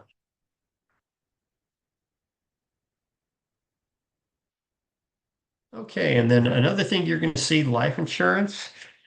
And again, don't get into a discussion because sometimes people say that life insurance is the best thing around, and other people say it's a scam.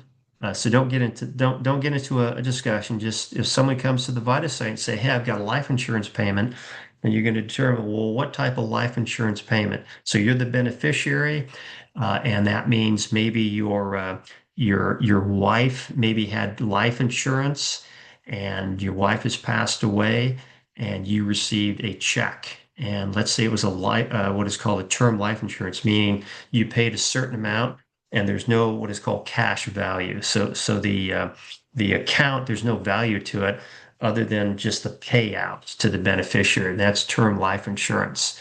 And it's a sad thing when that happens. You'll see it from time to time. But that life insurance payment for a term policy, there's no tax consequence. And I remember one time this was actually a VITA volunteer. She was a young lady, probably about 35 years old, and sadly she lost her husband, and she received I think she had a payout of about $400,000. And so I was talking to her, and she goes, "Well, Jerry, is this taxable?" I said, "No." I said, "That's not taxable because your husband had the policy, he was paying the premiums, and you were the beneficiary, and so now at this point, it's just." It's money that there's no tax consequence. And so she threw it in the bank, and I think she invested some of it. So unfortunately, you will see that from time to time. Now, whole life, and of course, whole life is called, there's probably about 6 or 7 different names. Some people call it universal, but whole life has a savings component. And again, don't get into a discussion about whether it's a good deal or not a good deal because you'll probably inflame passions. Just look at it analytically and say, okay, if there's a cash value, sometimes people will surrender the policy and it might result in a taxable event. And so you want to get that IRS form 1099-R, and there may be a taxable event there, but you'll see it on the 1099-R. And if you want to know a little bit about life insurance proceeds, there's what is called an interactive tax assistant. And you can go, there's a lot of tax assistants on the IRS website, and you can kind of troll through that to determine whether or not you have something that is a taxable event.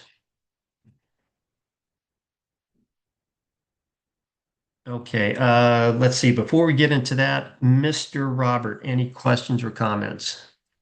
Is the step-up basis automatic for a widow if the husband passes away for real estate that is jointly owned? Okay, I'll probably I'm do this off the top of my head because I'm not thinking straight on that one. Pitch that question again. Let's see if I can do this. Is the step-up basis automatic for a widow if the husband passes away for real estate that is jointly owned? Robert, for some reason, I'm not thinking straight on that one. So I'm going to write that down and I will address that question either before we complete today or I'll start off with that next week. So that would be a widow. And is the return married filing joint? Yeah, I think so. Okay. And this is real estate. Right. For real estate, And basically, if there's a married couple and one dies, does the step-up basis uh, you know, go into effect because one died, is basically what the yeah, question like is. you say, for some reason it's not clicking, but I can look it up real quick or it'll come to my mind. But I'll address that next session. All right. And then that's basically it. I have another question, Okay. but it's basically the same question. So, Gotcha. Yeah, and you're going to see step up in basis, and usually at the VITA site, usually it's going to be, based on my experience, probably stock. Probably see that. Okay, let's get into our tax return. Let me explain this to you, and then what we'll do, we'll run through the software and we'll enter the data for Jean. And this is for tax year 2025. She's going to be a head of household filing taxpayer, which means in her case, she's got a minor child, and she's got a kid about 6 years old. So we got our date of birth. We've got the administrative data. For Jean, we've got Jean's daughter, date of birth, and Jean lives with her daughter, Maria. So Jean is a customer service rep. We've got our information pertaining to the EIN, and we're going to show you in the software the federal EIN and then the California employer ID, and that's the number you get from what is called the Employment Development Department. Okay, we've got the income, and FTW means federal tax withheld, and you generally see that on W-2s. SDI, not everybody pays, but a lot of people do. That's $150. SDI is state disability insurance. STW is state tax withheld. And then health insurance paid by the employer. That's pretty typical, but not for everybody. Employers will pay for premiums for the health insurance policy for the employee, and that's the code Delta Delta. So in this case, Jean, she attends a university. She's been issued the W-2. I stand corrected, the 1098T, and then she it says right here, and I think there's a typo there. No 1098T was issued for tax year 2024. So she got one for 2025. There's no data in the fact pattern about 2024. So she just have the one 1098T. We have the address of the university, and then here we go. She paid tuition of $1,000 out of pocket. She attended less than half time, so that tells me lifetime learning credit, no felony drug convictions, and then she paid $50 for her parking pass. And so we're going to talk about that when we go through the tax return. And then she drops her kid off at toddler time so Jean can go to work. And we've got the information pertaining to toddler time. And then Jean also performed jury duty. And you'll see this, you'll see jury duty. And step number one, you're going to report the jury duty pay. Step number two, if they relinquish the paycheck to their employer, and some employers have that policy, then that's what is called an adjustment to income. And so we are going to talk about that. And so, Robert, let's do this. Let's see if anybody has any questions about the fact pattern before we jump into the software. All right, there are no questions in the Q&A as of yet. Here comes one. Can you deduct mileage expenses from jury duty? The question is, can you deduct get that out, miles going to jury duty? The answer is no. What's going to happen is you will most likely receive some type of reimbursement for your driving to jury duty, but the answer would be no. And that's it. That's all the questions we have. Okay, so I'm going to keep this up for just a moment so this percolates in everybody's brain, and then we'll jump into the actual software. And if you've got a pencil, you want to make that available because if you're newer, you want to jot a few things down as we go through the software so that so you're reminded.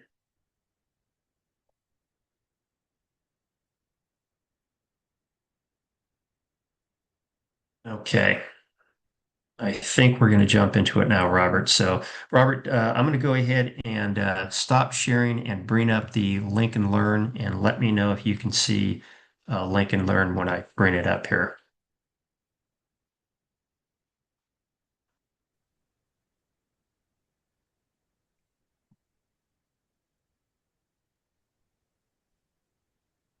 Okay, can you see link and learn? Yes. Okay. And so this is the link and learn. And as Robert mentioned, it came online for 2025 and it was taken down. But the bottom line is it's going to be up soon. But for the purposes of the software, you can go into the practice lab. The practice lab software is down here where it says Tax Software Practice Lab. And this is based on the TaxSlayer Pro tax preparation software platform. And I remember one time I looked some time ago, I think there were 26 software companies that did tax preparation software. And I'm aware of maybe five or six of them. I use in my practice TaxSlayer Pro. I've used Drake before. I've used TaxWise before. One of my buddies uses Lacert. A lot of people use TurboTax. So there's different types of software programs. In the VITA program, we're provided the TaxSlayer Pro, and it's provided for free by the IRS to us to use. Okay, and so I'm going to go nice and slow so we can actually enter the particular software. So this is your first gate, if you will, and it talks about the program. The government contractor collects data, and so if you're not registered to use the software, all you got to do is register and and then you can use the software. So I've already registered. Let's go ahead and get into the software. The access password is train pro web, all one word, all uppercase. So it's TrainProweb.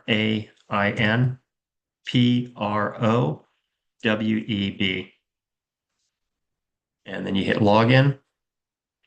And then again, if you need to create an account, then all you do is you go to this create account button, you click there.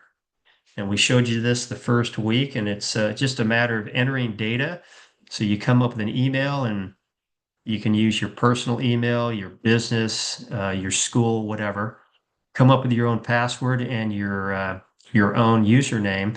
And then sometimes the software is going to say, no, try again. Someone's got that username. So you just use a different one. Your program is going to be VITA, VITA.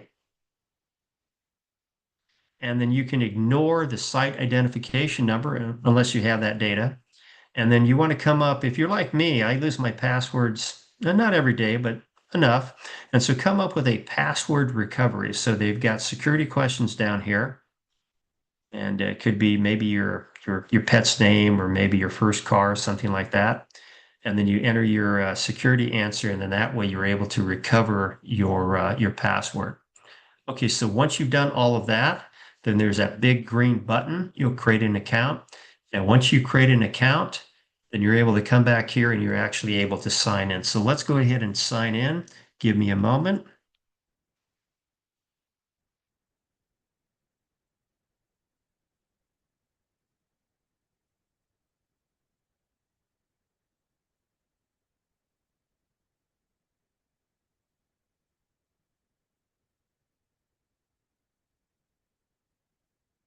And then once you enter all that data, you're going to go ahead and submit, and you're going to come up with this landing page.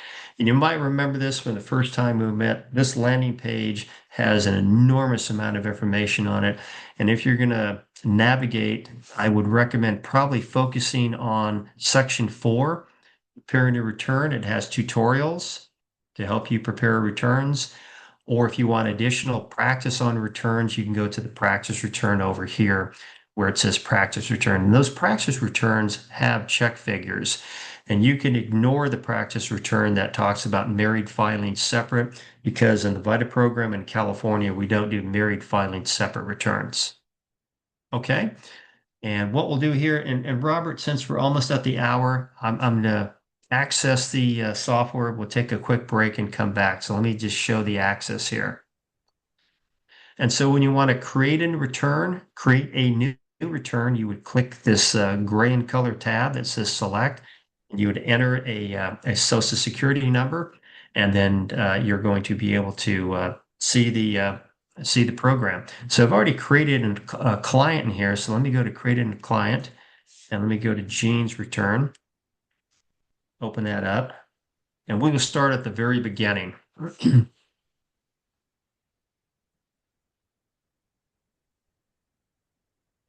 Okay. And we're going to go to basic, and this is where we're going to start after we come back. So we're going to start at the beginning, as they say. All right, so this is your software, and you can see in the upper left-hand corner, you'll see tax year 2025. And when you are preparing returns, make sure you're in the right year. In the software that we use at the VITA site, usually it goes back, if I remember correctly, about 6 years, but typically we do the current year and sometime a prior year. Okay, so filing status, we determined she's a head of household. And the general rule on that is you're paying more than half the cost of the upkeep of a home, and you've got typically a minor child at home. That's the case for Jean. All right, so we've got Jean's data right here. And this is something you'll see from time to time. People use nicknames and all of that. Make sure you enter the data that appears on their Social Security card. And that way you're not going to have what is called a rejected return. That becomes a little bit time consuming to perfect that. So we want to make sure we use the name on the Social Security card that the taxpayer has. You're going to have to, I've been told a number of things in my life. Don't ask women certain questions. Yeah, you're going to have to ask women what's your date of birth. You gotta do that. Your occupation, she's a customer service rep. There's a lot of different tabs in the software that you're not going to use, and that's okay. So don't get twisted and turned thinking, gee whiz, we didn't address this. If it doesn't apply, we don't need to address it. Typically, what you may see, though, is you may see individuals who want to contribute $3 to the presidential election campaign fund. That does not change the refund, the amount that they owe. It simply means it's an order to the federal government to segregate monies for the campaign fund, and then people who qualify can tap it. All right, then we've got an address, and usually that'll be a street address. Some people have a post office box. That's going to be acceptable if they don't have a street address, but usually it's a street address. And then usually in the VITA program, when we prepare a federal return, we're also going to prepare a California state return.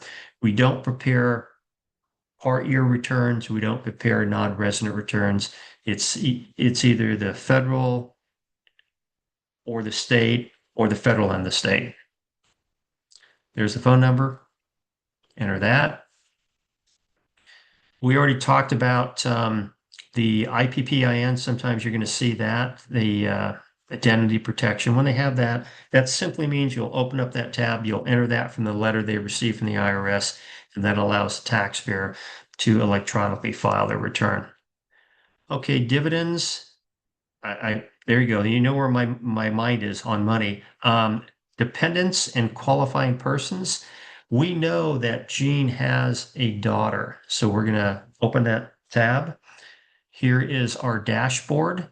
Now, if she had additional children, we would add where it says add a dependent. Let's go ahead and open this up and look at the data that we've entered. Again, this would be right from the Social Security card. We've got Maria, the daughter, her date of birth, her, usually you'll have a social. ATIN stands for Adoption Taxpayer Identification Number. You're not going to see that very often, but usually it's either a social or an ITIN. In this case, Maria is a U.S. citizen. We've indicated that. Here's our drop-down menu for all of the different types of relations. In this case, she is the daughter. And usually for your minor children, they're living with mom or mom and dad for 12 months. And there's your drop-down menu. In this case, we've got 12. And then over here, you might have a young adult going to college. Maybe they're 19 or 20 years of age and they're going to college full time. You would check there. But in this case, Maria is a child and she is not going to college. Okay, hit that. And then that's our dashboard as we talked about. Okay, and then let's go ahead and go to our next tab. And anytime you see, and if you can see the black in color font and the blue in color means we've made no entries into this particular tab. Black in color means we've made an entry. And so you can see we didn't use any of those. And then we got other income. We had that jury duty pay. So we open up the jury duty pay, and that's other income. There are many, many different tabs, and in the VITA program, there's a lot of tabs you're simply not going to use. But we're going to go to other income. This is a tab that you'll get familiar with because you'll have people with many different types of income. We'll open up that. And you can see right here, this is our drop-down menu for other income. And usually you'll use the jury duty pay or maybe prizes and awards or maybe other income down here. And so we got jury duty. And in her particular case, that was $100. So again, when you have jury duty pay, step number one, you're going to report the pay as we've done here.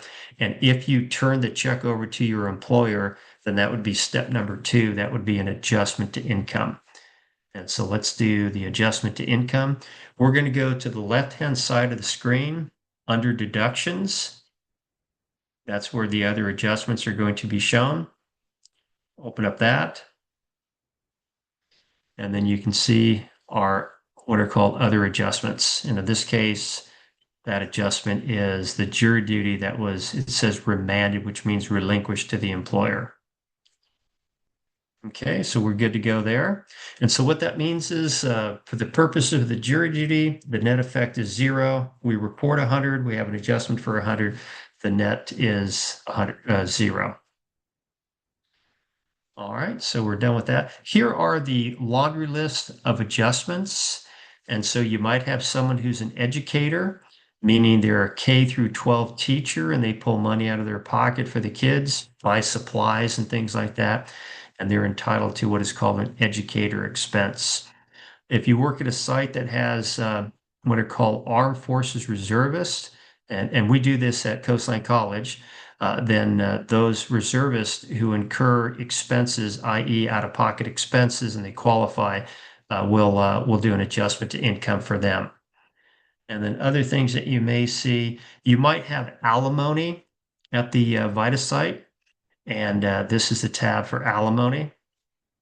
And then this is the tab that you're going to see from time to time student loan interest. And a lot of people have student loans. They pay interest on the student loan, and a lot of them are able to deduct a portion, or in some cases, all of the student loan interest that they pay. And there's the tab for that. Okay, so we've taken care of adjustments. Let's go to our next tab over here on the left-hand side, and let's go to our wage and tax statement. Okay, so she is a wage earner. She's issued a W-2, and let's open that up and take a look at that. On the left-hand side, we have the employer information. And the key in the VITA program is when someone shows you a W-2, whether it is a piece of paper or on some type of electronic device, we're going to key it as we see it in the program. And then just a quick aside, and this happens from time to time. Usually it's the younger adults. They'll come in with some electronic device and say, "All my stuff is on this electronic device." I'm thinking, well, what that means is if you want us to help you, number one, either print out that particular document or give me your electronic device with your username and your password, because we're going to go ahead and take that information and then we'll turn your computer back to you. And I've had that happen a bunch of times, and sometimes people will say, "Well, I don't feel comfortable giving you all this information." I said, "Well, then go print out your W-2." Okay, so employer information. We have our employer identification number. That's per the W-2. We've got the name of the employer. We got the address of the employer. And then we come down to the information that you're going to see on a W-2. Your wages, in her case, is 35,000. And once you enter 35,000 in box one, box 3 and 5 should auto-populate. And if this individual had a 401k, she's making contributions, box one would be smaller because a 401k is deferred compensation. But again, that's not the case here, so we're going to leave this all alone. What happens is federal income tax withheld. Generally, you're going to see that on a W-2, and your Social Security and Medicare tax, that will auto-populate based on the percentages. And so we're not going to make any changes there. Okay, and then we're going to come down here. This is box 12. You can see the drop-down menu, and there are many different codes. And quite frankly, I have not memorized the codes, but you can get that information in your publication 4012. You can also get it on a back of the form W-2. But most of the time, you're going to use two different codes, or you're going to see two different codes on the W-2. One will be D as in Delta for deferred compensation when you're in like a 401k. The other one will be Delta Delta, which is going to be the health insurance premiums paid by the employer on behalf of the employee. And so that means she's got health insurance. And so that's the amount that paid by the employer. Over here, sometimes you'll see retirement plan checked. So if that's the case, you key it as you see it. Box 14, this is going to be your occupational plans. California has state disability insurance. A lot of people pay into it. I've worked for California employers for a number of years. I've never paid a penny into SDI. So it just depends on who you are. And so in her particular case, she does have to pay. And as you can see right here, it says carried to the Schedule A. SDI is a tax. And when you pay a state tax, you can deduct it on your Schedule A if you itemize your deductions. So that's the case there. We leave that alone, $150. And then down here, state information. And generally, your box 16 amount is going to be the same as box 1. That's the general rule. And so we've entered that data. We've got that state identification number. And then at the VITA site, you're only going to key in the numbers. If you have a character that's a letter, you could ignore the letter. You could ignore the dash. You're going to type in just the numbers that appear in the W-2. And then you've got the state income tax withheld. In that case, it's $700. We mentioned this before, box 18, 19, and 20 in the VITA program in California, we don't use because there's no local jurisdiction, i.e., a city or a county in the state of California that has individual income tax. They don't exist. And but there are other places like if you were in New York City in a VITA site, New York City has an individual income tax, and you would use 18, 19, and 20. Okay, so we'll do that and we'll hit continue. We're done with that. If she had another W-2, we'd come up here and we'd enter that data for another W-2. If you have garbled the entry and you want it to, you remember when we were little kids and we want it to go away, you would hit that icon, that red garbage can, and it would delete the entire W-2 entry and you would start anew. Okay, so we're done with that. Let's go to our earned income tax credit. Now, this is going to appear automatically, if you will, but you remember the due diligence checklist. You're not going to do this in the VITA program. This appears, but you're not going to go through this. But again, earned income tax credit, because we've entered the data for the child and the mother, and we know the income from the mother, that appears automatically. Let's go to the child and dependent care credit. This is a non-refundable credit, and let's open that up and let's see what we have to enter. Okay, we entered the information pertaining to the identification number, and you can see the drop-down menu here. It's going to be SSN, EIN, or ITIN. EIN is employer identification number. And a lot of times you're going to have that for a company that watches kids. You've got the providers there like Toddler Time or yeah, Toddler Time. So that's the name of the provider. And we got the address, and we've got the phone number. And usually that's not an issue. If you're dropping your kids off and you don't know the name of the person who's watching your kid and the phone number, you got some other issues. But anyway, that's the information you're going to enter for the provider. And there's information pertaining, in this case, this is Maria, this is a minor child. And in her case, she paid $2,500 for someone to watch her child. That is not the credit that is used to calculate the credit, and that's done automatically. And you've got charts in your publication 4012 that talk about the amount the amount of the credit, if you will. Okay, so we're done with that. When you hit continue, that means you're going to move on to the next tab. And there's the summary, if you will. And let's just run through these questions real quick. I've indicated there's no dependent care benefits. Sometimes your employer has dependent care benefits. I've indicated that the taxpayer is not disabled. I've indicated that there's no expenses that were paid for 2024 in 2025. And so I've checked those. All right, and there's our summary again. And then back to credits. And just a quick aside here, when you talk about the credits, there's many different types of credits. One credit you'll see in the VITA program is a foreign tax credit. And we will not prepare what is called the Form 1116.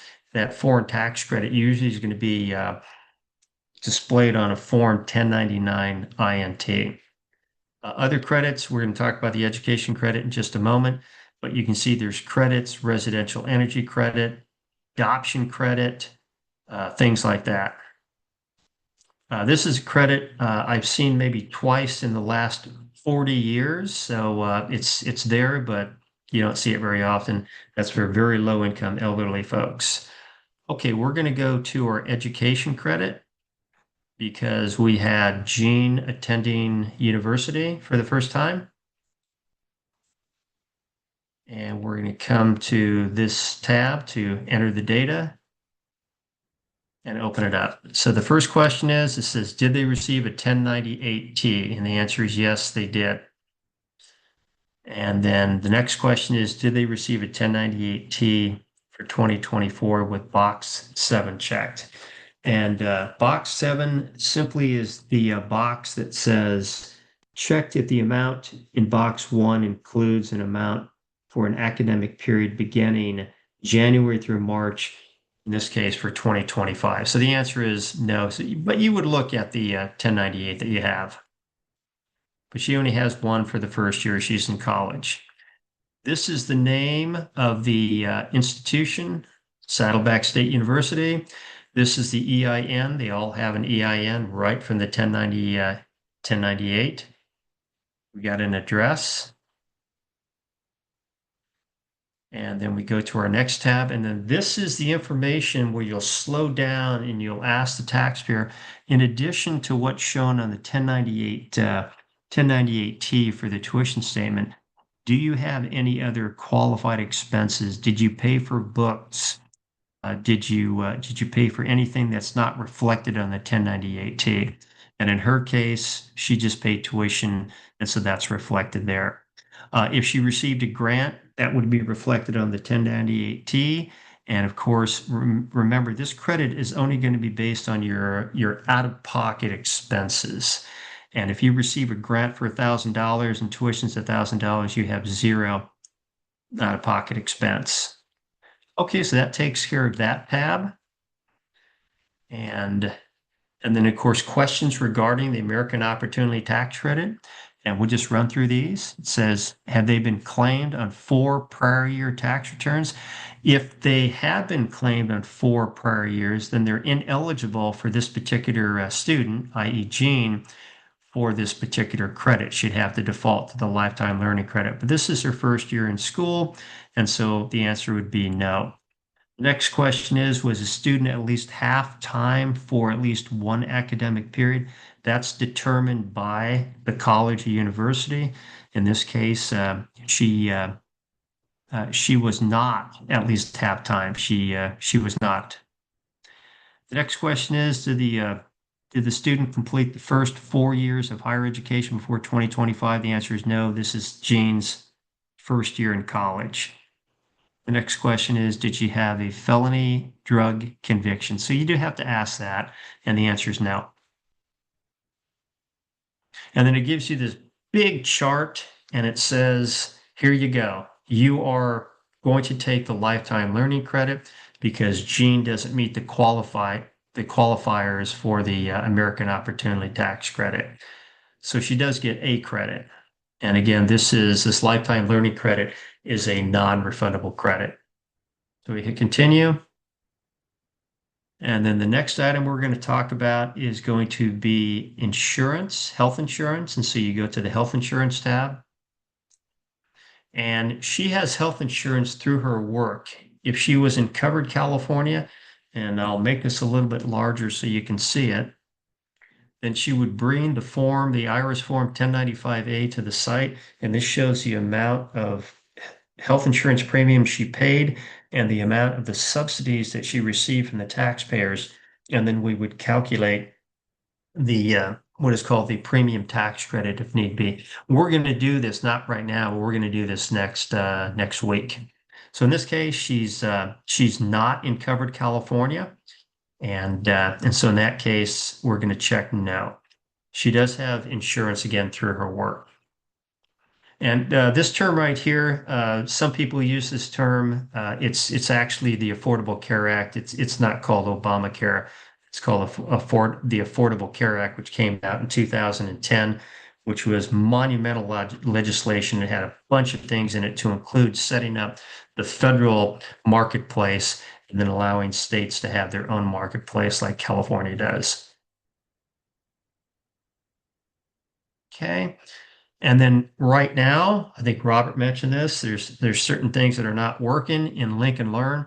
And so California is not up. But when you go to the VITA site in late January, California is going to be ready to go.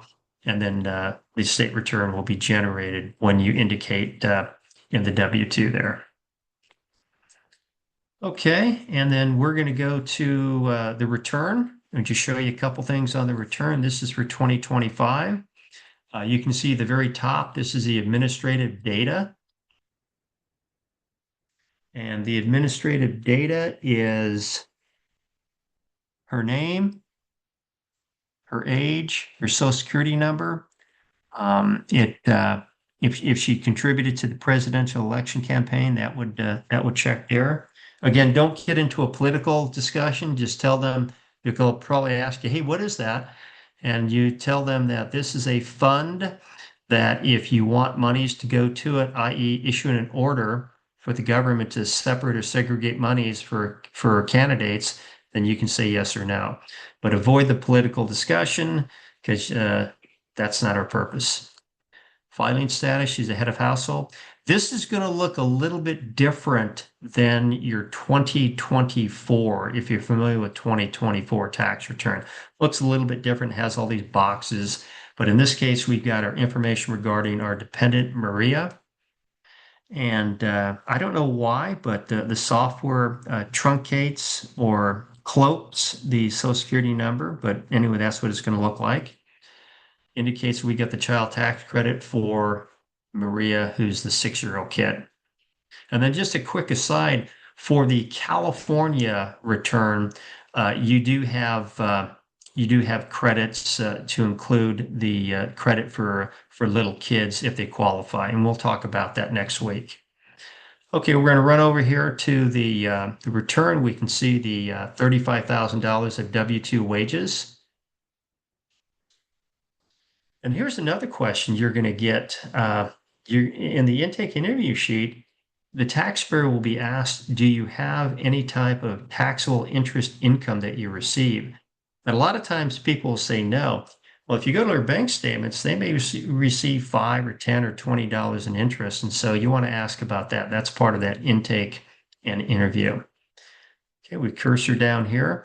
Additional income, that's that jury duty pay of $100.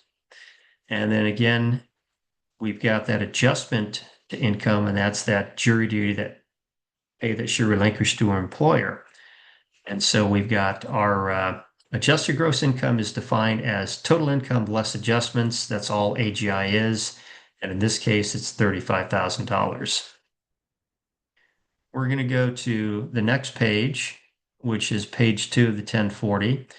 And you're going to see that the AGI rolls over to line 11B, and then you're going to subtract the deduction. And the deduction is either the standard deduction or the itemized deduction. In her case, she's going to get the itemized deduction. I stand corrected. The standard deduction, which is reflected over here where it says head of household. And that chart right there is for most taxpayers. If you are blind or 65 or older and you're taking the standard deduction, there's an additional amount, but this is for most taxpayers. And so you can see the AGI less the standard deduction gives her taxable income of a little over $11,000. And then your software is going to look at taxable income and filing status and then determine individual income tax, and that appears on line 16. So that's 10%. And then, of course, before she's going to pay any tax, she's going to be allowed those credits that we talked about.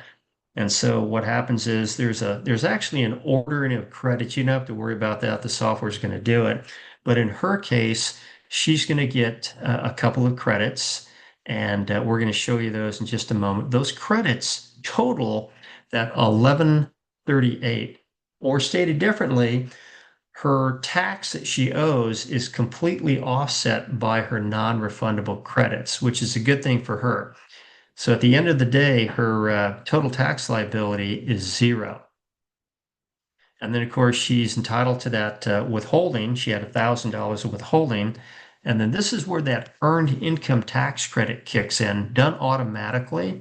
And that's a little over $2,400. And then remember the additional child tax credit, that's $1,700. So her total payments were $5,162. She owes no tax, and so she is going to walk out with a federal tax refund of $5,162. And this is pretty typical, especially with low income individuals that are allowed the earned income tax credit, allow the additional child tax credit. You'll see this. Sometimes it'll be more than that. But this is pretty typical for low income individuals. And the whole idea behind that, the congressional intent is if you're working, then the government provides you a little bit extra as far as these credits to help you out, pay for your bills and pay for your rent. That's the intent. Okay, so that's page number two. Let's go to page number three. This is your Schedule 1 adjustments to income. And we're going to go here and we're going to see that there is a jury duty pay for additional income. That's where that $100 appears. And then, of course, this particular form, the Schedule 1, also has additional income for those individuals who are self-employed. And that would be the line three, the Schedule C business income. All right, so we got that. No other information on that page. We're going to go to page four. And we're going to go up to the top and we're going to see where it says adjustments to income. And the adjustments you'll see will be educator expense from time to time. If you have a reservist and you're certified on the military module, then you'll do that. And in her particular case, we've got that jury duty pay that she relinquished to her employer, and that's at $100, and that's an adjustment to income. All right, and then we're done there. We're going to go to our next tab, which is page number 5. And just a quick review of the additional taxes. Usually the additional taxes that you'll see in the VITA program will be self-employment tax. You might have someone who's received too much of a premium from the taxpayers. And if they receive too much of a premium, that means they have to pay it back, and that's called the excess advance premium tax credit repayment. Long name, but that's calculated automatically, again, for individuals who are in covered California and receive too much of a premium subsidy, if you will. And so the example would be, let's say, like I had a tax client, she was making like $30,000 a year, received a huge pay raise up to $80,000 a year, and she didn't make the changes in covered California. And that meant she received the subsidy for the rest of the year, too much of a subsidy. So what that meant is at the end of the year, she had to pay it back. And it was pretty tough for her. It was about $4,000 she had to pay back. And so the takeaway here is if anybody's in covered California, when things change, you make less, you make more, your kid moves out, you get married, you get divorced, you physically move, go back into covered California and make those changes. And if you're not sure how to do it, there are nonprofits out there that have navigators that will help you out. And you can get that help, and then that way you can stay current as far as the amount of subsidy that you're receiving from the taxpayers. Okay, so for additional taxes, again, usually you don't see a lot of this, but again, self-employment is the one that you may see for individuals who are self-employed. All right, so that's that. Let's go to page 6. And page 6 is other taxes. And usually you don't see this, but again, for her, it's all zeros. And you can see there's a lot of information in here because this software, I use this software in my practice, and there's all different types of items that we do in a private practice that we don't do in VITA. Go to page 7. Page 7 is going to be your additional credits. And these are your non-refundable credits, which is a dollar for dollar reduction of the tax. And so you can see right here, she paid $2,500 for someone to watch her kid. And that is used to calculate the credit on the form 2441. And the amount is $625. When you print out a copy of the return or you create a PDF, the form 2441 will generate. And then the education credit, she paid $1,000 for her tuition, and the credit that she's allowed is $200. And again, sometimes people would get confused and say, hey, I paid $1,000, and yeah, you did. but the credit that's allowed in this particular case for education is 20%, and that's why it's $200. And a lot of times, to just kind of minimize the frustration, you just kind of explain them taxpayer education. It's a great thing because even though they're not happy about it, they understand. And when you understand stuff, the frustration level then typically goes down. Okay, so that's that. I think, Robert, I think that's going to be it. So if there's any questions about the return, we can address those right now. All right, let me see. We have one question that says, where can we see the new A1 form in the software? The A-1 form is going to appear when you have some type of entry. So in fact, I think we can do this on the fly. Let's do this. Let me go back here. Let me go back to the gene return, and let's say let's see. Let's see if I can do this without getting all discombobulated. Let's say we've got, I better be safe here. I'll probably get discombobulated. So what we'll do, I'm making a note here, Robert. Next week, I will have a scenario where perhaps maybe the taxpayer has purchased a new automobile and paid interest on the loan. And then I'll have all the entries regarding the VIN, information regarding the vehicle, and we'll display the form, or that's the schedule A-1. Sounds Fair good. enough? Let me just Okay. make Yeah, sure and like I that say, that the A-1, you're going to see it for the so-called no tax on tips, the so-called no tax on overtime, and there's limitations to that. And then of course the senior deduction for seniors, an additional amount, if you will, and then the new automobile interest.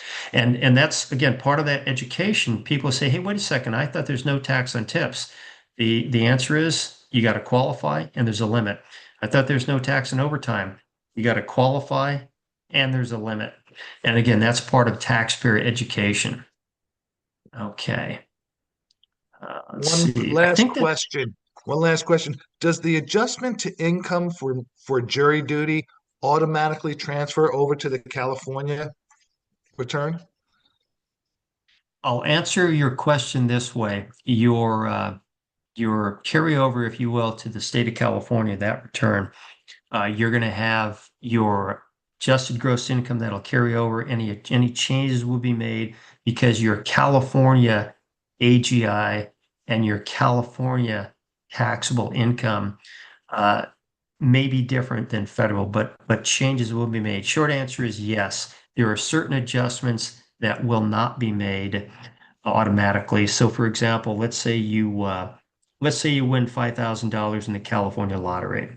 You're going to report it on your federal return, and then on your California state return, you've got to get into that particular California return, and you have to make an adjustment. You have to subtract that because California doesn't tax California lottery winnings. Here's another example. Your unemployment compensation is going to carry over automatically to California. The federal government taxes unemployment compensation. State of California does not, and that's done automatically by the software. Okay, and then let's see. I'm going to go ahead and go through the rest of the slide deck here. I think we have one or two slides, Robert, and uh, and then we'll open it up to any questions that individuals may have. So again, I made a note here, Robert. Next week, we're going to talk about step-up basis for the widow and for the real property, the personal residence, and we'll have the A1 for most likely the automobile. So we'll have an example there and we'll show you that. Okay, and then yeah, here's some additional VITA training if you're interested. Next week, we're going to be at Coastline College. This is sponsored by the United Way.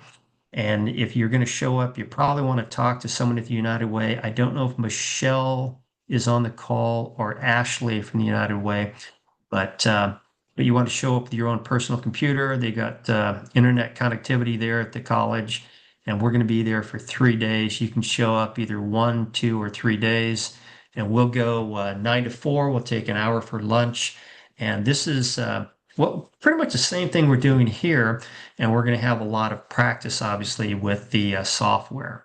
And then Irvine Valley College, this is returning volunteers. We're going to have a class, a one-day class on the 3rd of January. I believe that's a Saturday.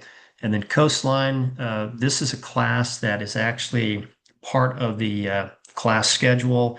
This is the VITA 1. Pretty much what we're doing here, with the exception we have a module in VITA 1 at the college. That is the military module. We talk about that, and that is online in January. And then Irvine Valley, we're going to do something in January on Saturdays, 3 separate days, and this is all face to face.